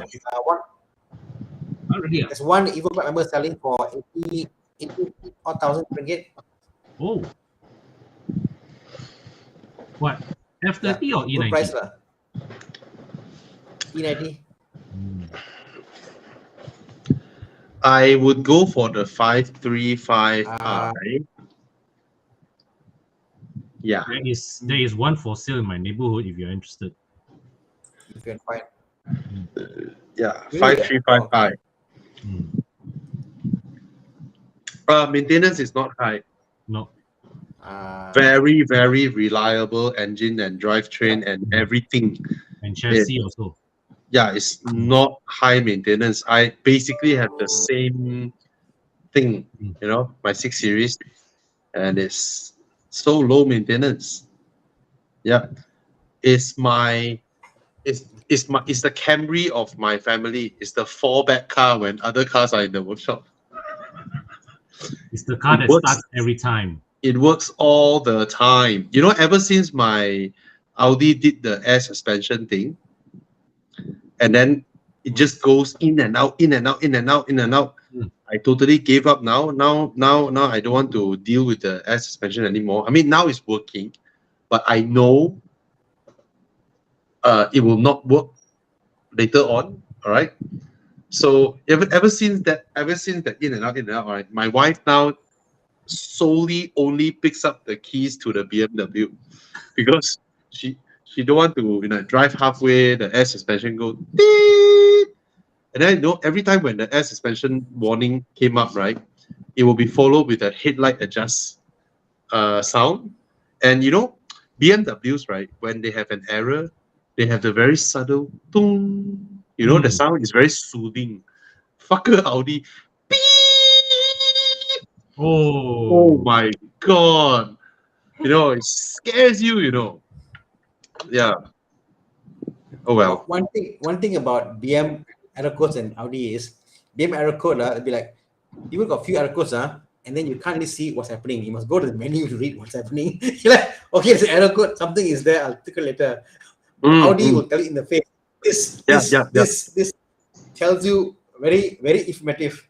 So yes. But Germans being Germans they detected one error, and then the warning sign they collate everything into one. Engine malfunction. Hey, fuck you! It's a small misfire that they detected, and then they engine malfunction. It's like, bro, no, it's not that serious. Even worse. Imagine you got an error on your hybrid BM. Drivetrain error. Please drive to the nearest workshop available. You're like, what the hell is that? Then see, it's a sensor. See? Yeah, it's bullshit. Okay, this fault, right? My car, right? There was this time where I was driving fast. So in my car, the air suspension, right? When you exceed 120 km/h, it will go lower than the lowest setting that you usually can go. So in air suspension car, you can raise or lower the car, right? Let's say I have lowered my car, but when I drive above 120 or 130, right, it will go into another mode that is even lower. And there was this time whereby my valve was stuck, right? It needs to release more air to go lower. It couldn't. And then it flashed up this sign, air suspension system fault, with an exclamation mark there. You can continue driving slowly. Max speed. Screw you, man. It's just a small thing. Yeah. That's Germans. Okay?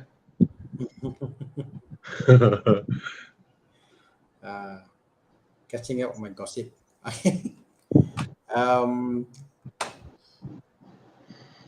If you have a 2000. Sorry.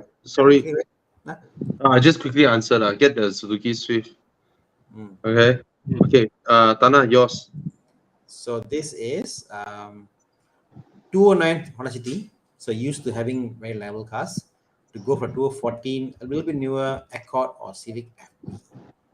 Accord. I don't like the Civic FB. It sucks. Yeah, this one go for the Accord lah. Easy choice.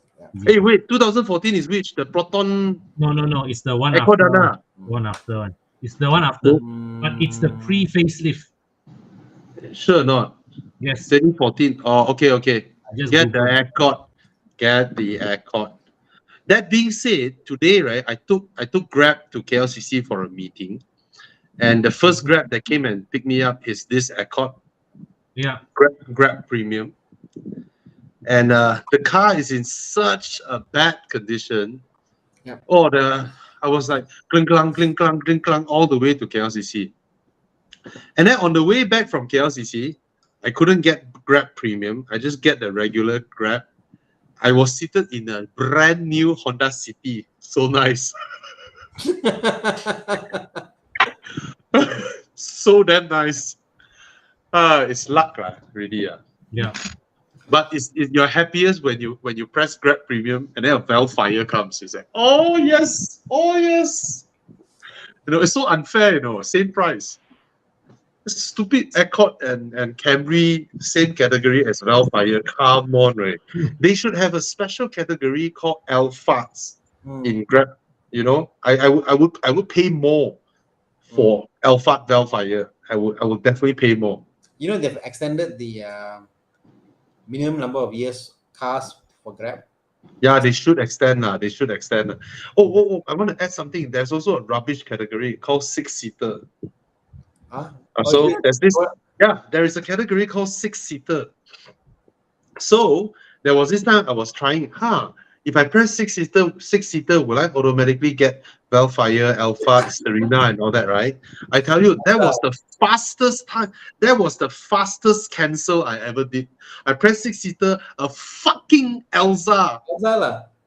Fuck! I was like, do I wait for the guy to come and then I say fuck you, or I cancel it so fast with that one? It's like, what the heck, man? Yeah, Elsa. Bugger. I was talking to a guy in a bazaar, and then he watches your channel, Bobby, and he knows Bobby all, you know? And I say, what is about the bazaar, how it drives? It's crap. It's very bad. It's really bad. It's so unsafe. Every time I drive the car, I see we went up Genting with Genting. He said when they come over, I ask them 100 people. More than 100 people they won't take because no power to go up to Genting. Coming down, he said he had 4 Egyptian guys in the car and he had no brakes in the car. Car going down, he couldn't brake because of the weight. He said it's the worst car to get. So yeah, I believe him. Yeah, Beza, right? Yeah. Yeah, horrible car. But he had 400,000 kilometer mileage on the car, and the car is still running. So that's something. That's just it's used as a beater, lah. Exactly. Yeah. Which is more fun, Bobby? A Countryman or a Q5? Countryman, I think. I think equal lah. Q5 is very fun to drive with. Q5 and it has more room. It's less bumpy compared to the Mini. True. Both are fun. I think both are fun. I'll be more confident to push the Q5 personally. My level of confidence in the car, so that's me. Yeah. See, Ronald says Q5 feels more planted. Yeah. Yeah. Okay. TT 2015 by from Qing Xiang. Buy. Is it worth buying Golf MK5? Of course, bro. Buy and keep it. DR6 engine. Wow, ET is serious with his Maserati GT versus DB9. I think I prefer the. Actually, I really. By the way, the ET is in UK. This guy. I prefer the design of the Maserati, over DB9. I'm probably. I think the interior of the DB9 wins. Way higher quality, by far, miles apart. I think my gripe with the Maserati GT all the time that it's like my gripe is I've seen the way the interior was built. Really? Yeah, I mean, Ferraris of the era, they are built like crap as well, let alone the Maserati. Ferrari, yes, obviously, but Maserati, I find that their color choice is the color and the material choice is a bit stupid, but I don't find the build quality as bad as Ferrari. If that makes sense. But you know what I mean? Ferrari got gaps got this the stitching like it's not perfect. So what Maserati can accept for what Maserati is, I can accept Maserati. They have you see like the cup holders, right? The 2 rings on top, right? It's actually chrome plastics. Yeah. Whereas in Aston, right? Their plastic cup holder, the cup holder, right? The ring on top, right? It's a single piece aluminium with a 2-line threading on it. So you put down and then you can turn it 1 round and then it locks in. This kind of stuff lah. The Aston is built like this, whereas the Maserati is like a parts bin special. Some buttons here, some plastics there, So it's on a totally different stratosphere when it comes to interior material and build. But that being said, the Maserati, the space, the design, the sound is exotic, proper exotic. Yeah. G20, T3OI or the E for daily commute to work.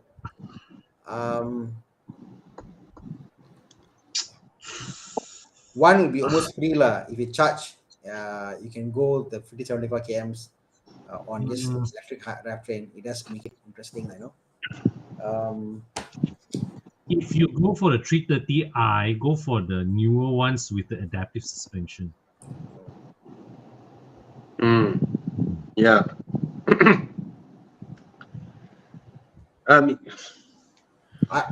If you're only traveling 50-70 km per day, it's nice to drive on electric mode lah. Yeah. Every day quite quiet, you go work, come back. Chiang, what's the electric range of the 330e? Is it as long as the X5 and all that in the new 330e? I think it's 50 plus 50. Around 60. Ooh, not bad. Not bad. Not bad, whoa.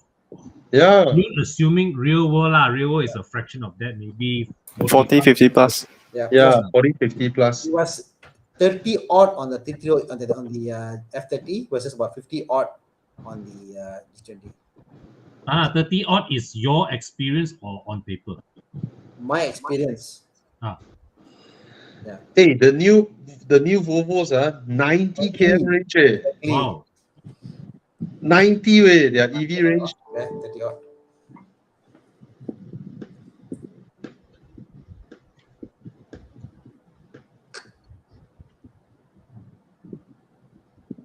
No, you have to type 2013. What is 101? 2023, sorry. 77 km claim. Wow. Yeah. I thought it was 90 lah. About 90. Yeah, I remember the Malaysia one was 90. There's a facelift. There's an extended version. Yeah. Correct. The one in Malaysia they launched was yeah. Some sites just do a meta and they take things like they don't do a research. So don't believe everything you see on internet. Okay. Yeah. Civic hybrid versus a Camry for handling and comfort.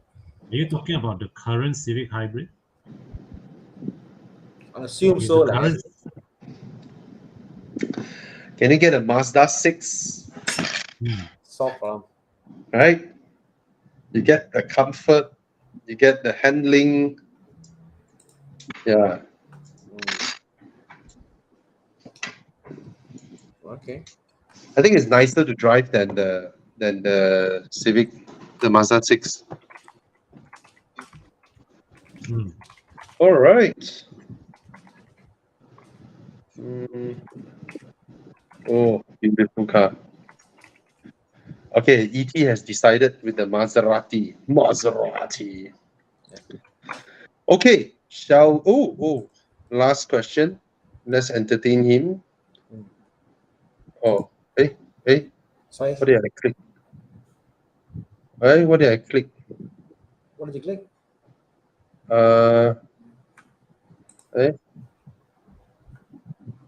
Wow, a lot of questions suddenly pouring in. There's one fresh grad who says that, Terence C, you are a fresh grad. Do you need a 4-door car? You don't. Right? Get something fun. Get something that nice. So you're buying new car, I guess, CX-30, Corolla Cross. For your budget, 130K, you can get an MX-5. Get an MX-5. Okay? And since you're a fresh grad, probably the family is supporting you for your car, then justify this to them. Not that you want a sports car or whatnot, but you just want it to retain its value better. 5 years, 8 years down the road. Yeah. Tell your parents that a HRV or a CX-30 or a Corolla Cross, 8 to 9 years down the road, they're going to depreciate to nothing, like 20, 30K, right? Whereas your MX-5 will still be worth 100K, right? And so justify it to them, but don't die lah. You're a fresh grad, you drive sports car, please don't die, okay? And the MX-5 surrounds you with better friends. Oh yeah, when you buy an MX-5, you get to go out with MX-5 people, convertible people, people like us, and then you join us for drives, and then suddenly you realize that you being a fresh grad, you have a few friends in your phone who are datos, who are, you know, multi millionaires, and then you expand your circle of friends suddenly to people who are much older than you, and you gain a lot more wisdom. Suddenly, after a few months, you will realize your friends are all idiots, and you stop going out with them. So you stop doing stupid shit with them. So that's generally how we see the young. You see now, Chi Yang, right? He felt all his friends all damn dumb one. You know lah. Don't Jiang fans watching on it. Joking. Yeah.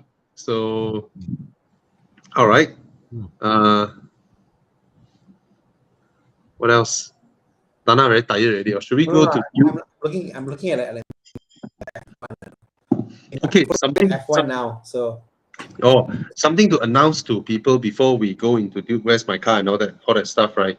We're gonna have a big gathering. We'll release the details later, but we're gonna have a big gathering, a night gathering, at a very big parking space, 9th of September. Lock in your calendars. 9th of September at night. All right. We're gonna tell you all the details later. So night gathering is nice. That it's cooling. It's not so hot. There are F&Bs. There are drinks. There are food. There's Starbucks there, and we can park so many cars. And yeah. We work with developers, but this round, don't worry, no properties. You don't need to visit properties and all that. We none of that. All right. We got a space, 9th of September, for a big gathering, and hopefully August we have one, and then we have the dates for Evo Enduro. All right. It will be on the 8th of December to the 18th of December. Okay. Evo Enduro. And the 17th of December is Das Treffen Bangkok. So we're gonna visit Das Treffen as well.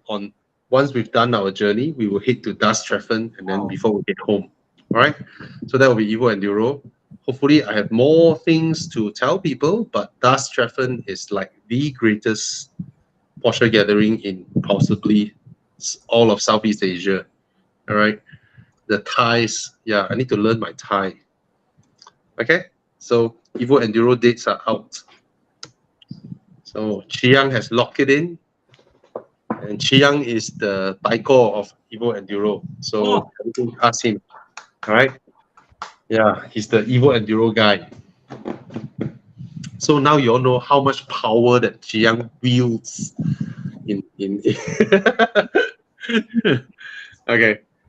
So, Boss Chi Yang, are we going into Dude, Where's My Car? Yes. okay, thank you, Chia. All right. Sorry, Thana. Sorry, dragging. Why? Defender, buy. X3, X4, buy. X4, buy. Buy the X4, buy. 290K, you can buy Macan also. Okay, come. Okay. Yeah, Dude, Where's My Car? Guys, prepare your phones. Scan the code. Scan the code. I will join too. Obviously, that's the code. Yeah. Scan the code. Oh, my phone. Why is it not scanning? Okay. Yeah, I noticed all this scanning QR code thing. iPhone is so much faster. Not fair. Yeah. I find the QR code scanning, if you don't use a good Android phone, it doesn't work. Install another app and see like so. Yeah. Not all phones are the same.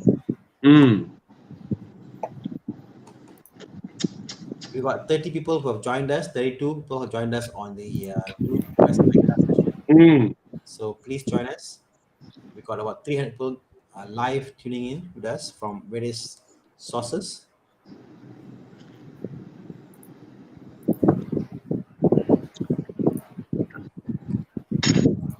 Ronald says, I'll vote for Thomas. Yes, please.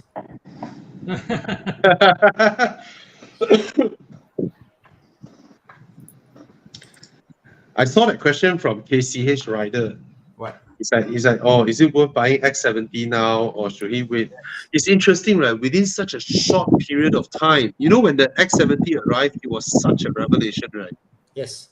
It's like, wow, for this price, you get something like this.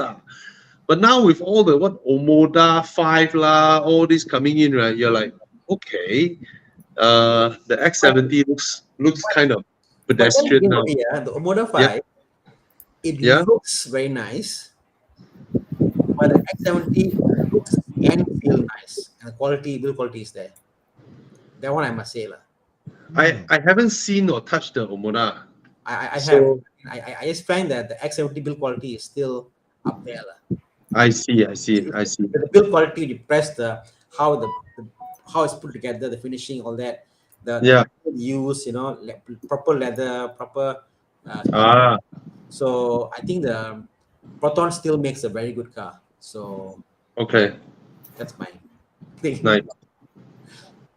Why is my page not loading? Dude, where's my car? Come on. Round one. Come on, Chiang. Start trolling. Work your magic, Chiang. Yeah. Wow. Hey, my one not loading. Wait. What engine cover is this? That's a 6-cylinder. Shit, wait, my picture not loading. Looks like X3. Whoa. X3 M40i. Wow. Okay. Not X3M. Volvo. Okay. What's the theme here, Jiang? Why suddenly you pick these cars out? Yeah, lor. They have more than 300 horsepower. Oh. Today everything more than 300 horsepower. Oh. Just random. Yeah. This one. Dude. Okay, I don't see the conundrum lah, because the Volvo has got a better interior for sure, no matter what it's that. Better infotainment system, better Android system and all that stuff, you know. But the engine, the M40 is brilliant. Yeah, man. I'm also perplexed. You see, Malaysians don't realize this, you know. In overseas markets, the XC60 T8 that we get here goes against the X3 M40i. Yes. We are getting it for so cheap that we forgot we are comparing a 450 horsepower Volvo with a 250 horsepower X3. Yes. Yeah, it's a but totally different. 75% of people don't mind paying more road tax for less power. No. I don't mean now, you know. I mean in our current market. Yeah, we are so spoiled. Do you know the XC60 T8 is so expensive in Singapore? They didn't even bother to bring it in. Yes. I think Singapore, they only get the T6. Yeah, they don't get T8. And we get T8 full spec, full to the brim. Yeah, and then Malaysians complain. Car expensive. Yeah. Can I see the interior of the X3 again? The same as the... Yeah, I think if you see the interior of the X3 long enough, you may just be tempted by the Volvo. Yeah. Is the interior? I see the screen. Just a okay, lor. Yeah, the X3's interior is actually one of BMW's better efforts in recent times, but it's good. Yeah, it's not in the same standard as the Volvo. Yeah. In Malaysia, this will cost lesser, the X660, but I think I'll still go for Volvo. All right, it's a clear win. The X3 M40i. 40, yeah? My God. Yeah, B58 engine, Supra engine. Oh my God, Tesla. Yeah. And against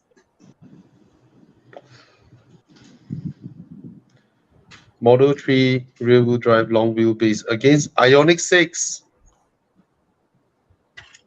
Wow. Price point lah.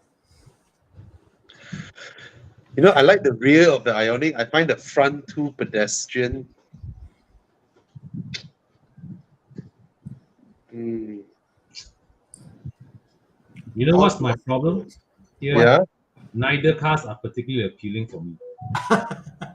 Well, that's the game. You have to pick one. Yeah. Wow. Whoa! I never thought that. I picked also for the Ioniq. Yeah. I never would have guessed. Yeah, man. The Model 3 is like the lowest range Tesla. Like, yeah, exactly. See, need sexy buttons. Well, interior build, there's no challenge. The Hyundai's Korean cars are built better than Japanese these days. Yes. Yes. Easily, Yeah. easily. Mm. Easily. And Hyundai's designer, they can go from A to Z, totally different designs. Their design studios are crazy. Yep. They are like the Italians in the 50s and 60s, you know. Crazy designs. All the world's crazy designs now came out from Korea. Like, if you had shown me a Hyundai that hasn't been launched yet, just a year before it's launched, I'll look at it and say, oh, this one is a prototype car, never to be launched. Like, Yeah. that's how it looks like. When you see, like, wow, this car actually is a car. Even the Sonata way. You look Yeah. at the Sonata or the Elantra. It's not meant to be on the road. It's not meant to be on the road, honestly. I tell you, and you know what? All of these crazy creations from Hyundai and Kia, right? They don't sell well. Yeah. One day, this circus will end. You know. I mean, you can't keep on selling cars like that, making all kinds of crazy shit, different designs. Oh, the original concept was amazing. Yeah, the original Hyundai. I forgot what's the name. All right, we have our results. Is 70 versus 30%. Crazy. The Ioniq wins. Never thought. Okay. Round 3. Round 2. I like E92 M3. Good start. Oh, this one Bodoh. lucky. E90 M3. Oh, Lexus. Where's HP Tan? Look at the stupidity. Wow, this one really hard. This is a head scratcher, this one. Oh, Chiang, this is a good one. This is a good one. Where's HP Tan? Wow, M3 E90. Videos. God. ISF. As awesome as the M3 sounds, the ISF beats it. Which one is more cool? I think the M3 is more sleeper. Then again, ISF also sleeper. They're both sleeper cars, like I said, correct? They both down. Both are rare. Yes. Both are rare. Yeah. I'll go go for the very M3. small number of the E90 M3s. Yeah. Compared to E92s. Yeah. There are many two-doors in Malaysia. The E93 and M3. E90 M3 is unheard of, you know. So no, I'll get the ISF. I'm getting the ISF. I'm asking myself, if I were to see both now available for sale on Muda, which one would I go for? Probably the Lexus. Why, Bobby? What made you pick the ISF? It's a Lexus. It shouldn't be 5-liter V8 4-door. Yeah. I will go for the Lexus. It's so badass, way. And then I will dekit the car. I will throw away the stupid looking exhaust. It looks like crap. Yeah. I mean, compare the designs. The E90 is so much more handsome than the ISF. Yeah. Interior, exterior, everything. I'm sure it drives better also. Yeah, the ISF's exhaust is stupid. The way it is. Absolutely stupid looking, right? Sorry, can I go back for the BMW? I immediately regretted. The, No, no, no, aesthetics, okay, the exterior looks of the ISF doesn't tickle me, but I understand the engine, I understand the drivetrain, how it is, Japanese reliability, semua ada faham. But the emotion, interior also looks like crap. This the generation emotion, IS the emotion, the M3, the shifter Yeah. knob, the looks of the M3. Yeah, the way BMWs drive, Uh, especially look at the center console. My God, it looks like some Toyota Crown It's shit like there. all the space in the center is all you could do in the ISF. Yeah. Yeah, actually, Look at the M3 again. Lexus don't do well with space management. Yeah, look at M3 interior, please. Oh my God, look at the front. Oh my God, look at that. Oh That's my small. God. Wait, put it back. The bulge, the small Oh, bulge yo. is what you need. Imagine you have a car. Proper design. Yeah, a sleeper Proper car, design. and in the front there is a small bulge. You can see that small bulge. Yeah, that's a V8. Ah. You say, oh, I'm a V8. Wow. Tana, I Yeah. love the E90 generation without iDrive. Oh yeah, The interior without iDrive is beautiful. Yeah. Beautiful. I got one the previous lift, just simple. Yeah. So damn good looking. Then I saw one of those 320s without the iDrive, right? Then the owner stacked the aftermarket Android screen on top.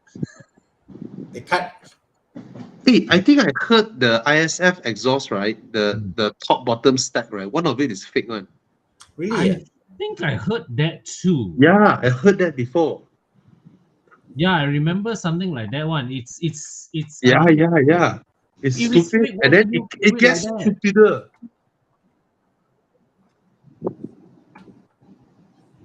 Yeah, the quad tips aren't fake, they're functional. Oh, Apparently. or maybe it's another car. Oh, both are functional. The no longer connect. Someone says because why? Each of the bumper cover tips are exactly where the exhaust leaves the car. The small gap in the tips. Bro. Oh, it's fake lah.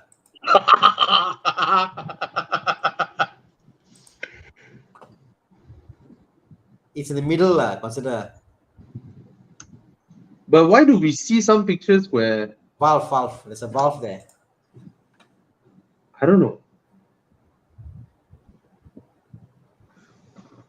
Oh well, there's a lot of fake stuff. You know my 6 Series headlamps, the inside ones are fake.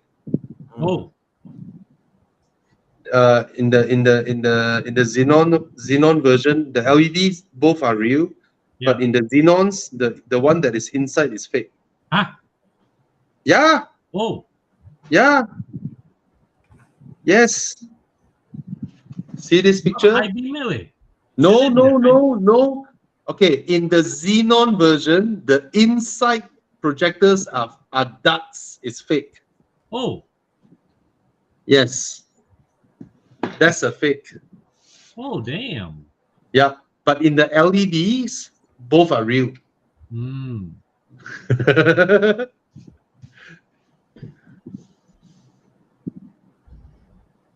Okay, let's see the results. Wow.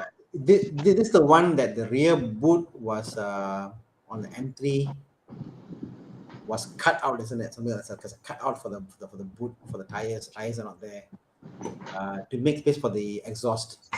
So yeah. Oh. All right. Round 4. Okay, round 4 come. Oh. Porsche. 996 era. That looks like an old Porsche. Yeah. 996. Okay, Chiang is trolling me. Now I'm scared.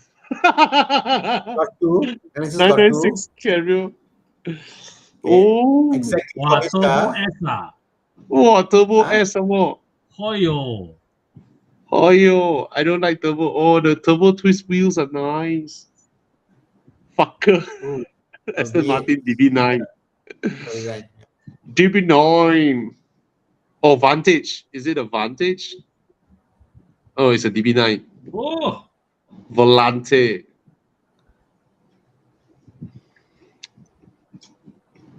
Actually, come to think of it, Thana, even the build is of a totally different class, both cars. Yeah. Right. I can't even look at Porsche in the same league as Aston Martin. Sorry to say. It's not. It's not. Aston is in the league of Bentleys and Rolls Royce. Yeah. Yes, correct. Yeah. I mean, especially our generation. Our generation is the worst possible interior generation, build quality wise and all that. Like, You see, the only reason people are comparing the both is because of the Porsche's resale value kind of holding well. Yeah. But the Aston. But I have to say, right, this Turbo S body don't go well with the convertible top. That when it doesn't go well. I mean, I don't think I like any 911s as a convertible. It's functional and it's usable, but yeah, I'm so old school. For me, it's a coupe. So which one would you go for? DB9. I should ask Chiang. Chiang, which one would you go for? Aston.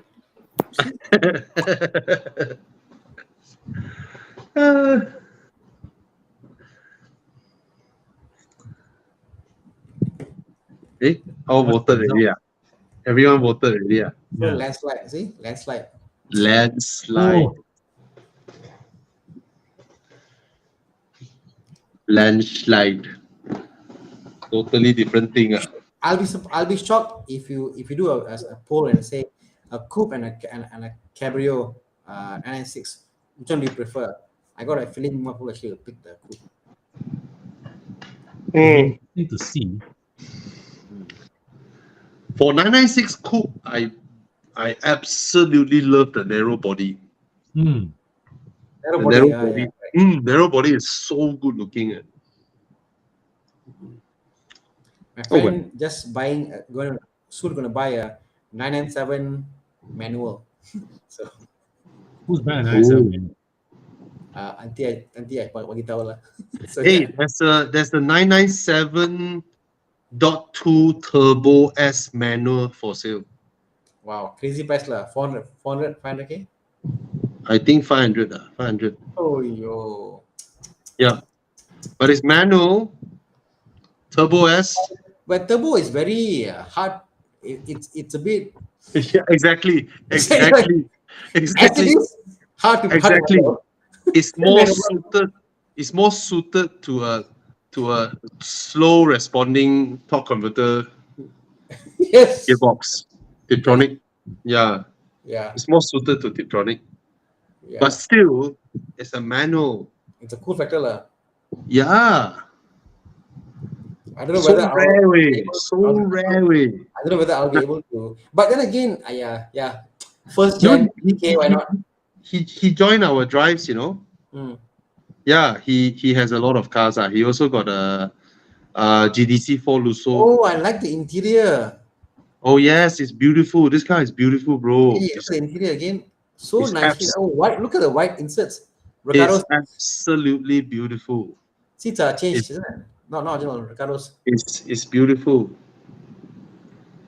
Yeah. I like the way he did it. The center tunnel, he made it white to a cream to match the seats. Yeah. Oh, tartan seats. Nice, oh nice. I like the seats. Yeah. It's superb value, this car. Justin made a comment. Only 280 997 turbo manuals ever made. Wow. Right. So guys, anyone who fancies splurging 500,000, I think it's better spent on a 997 3.6 turbo than some, I don't know, 993 964 stuff lah. Huh? It's brilliant. 3.6, will that make it a 0.1? Oh, is it a 0.1? I don't know. Probably. 3.6. Oh well. Okay. Is it the end, Chiang? It is the end. Do you want to answer everybody's why it's the end? Hey, Alex Wong is here. Alex, how are you, Alex?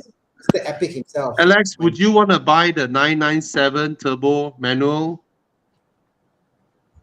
You know, or you just register. Come on lah, register your car lah. Register your car and join us for drives. Yeah. Poor Alex. No more Porsches. What? For the time being. Wow. Yeah.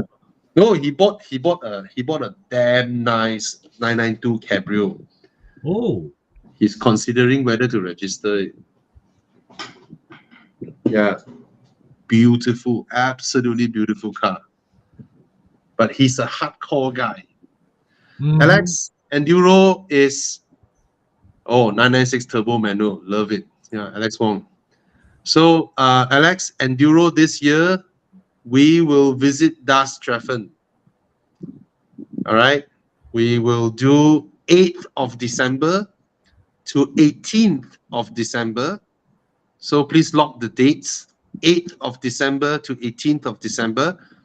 And we will go Das Treffen as requested by you. All right. We will go Das Treffen together with the Porsche man, Alex Wong, and the Porsche man, Thana Krishnan, and the Porsche man, Thomas Yap, and the Porsche man, Ang Chu Yang. Oh yeah, Bobby. And who else? Porsche man, in our group. A lot. Yeah, Chu Yang.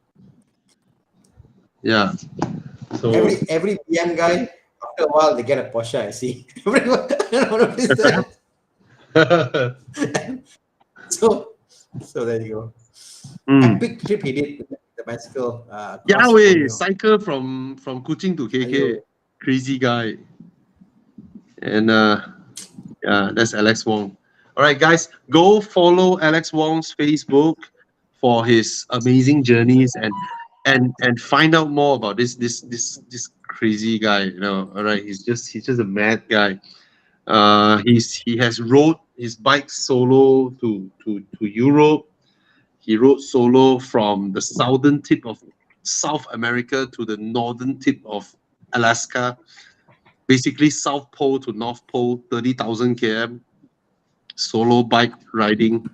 He's a crazy adventurer. He's our crazy colleague and a crazy fun guy to be around with. All right. So, yeah. Xiao. Okay. He's also the founder of the Blowpipe Run in Sabah, Sarawak. Okay. And he's also the guy who runs the restaurant Feast and Furious, where he hangs an actual F1 car on the wall. So, yeah, that's Alex Wong. Okay, guys. Thank you so much for joining us. It's time to say goodnight, I guess. Join us next week. If you have any car buying questions, share the session to more friends so that people who want to buy cars know about us, that we can help them. Okay? And, of course, if you want to wash your car, you want someone to take care of your car, Kon's the man. Right? And if you want somebody to swap your Porsche from auto to manual, you want to fit a F10 5 Series interior into a E60, look for Thana. Can be done. If you want to learn how to get rich, look for Thomas, who is not with us today. Thana. Yes. Thana, please help me find out or fit a V10 into my 6 Series. Thana, that would be a project that truly elevates Plus performance to the next level. I want a 2.5 V10 engine into my BMW. Thana? Please be the first one to do it in the world. Oh, Thana hang already. He hear this, he hang. Thana is like, oh, this is so good, I hang. Yeah. All right, guys. Good night. Thank you very much for joining us. Yeah. Bye-bye. Thank you, Chiang. Thank you, Kon. Thank you, Thana. Thanks, Thana, if you are. Yes.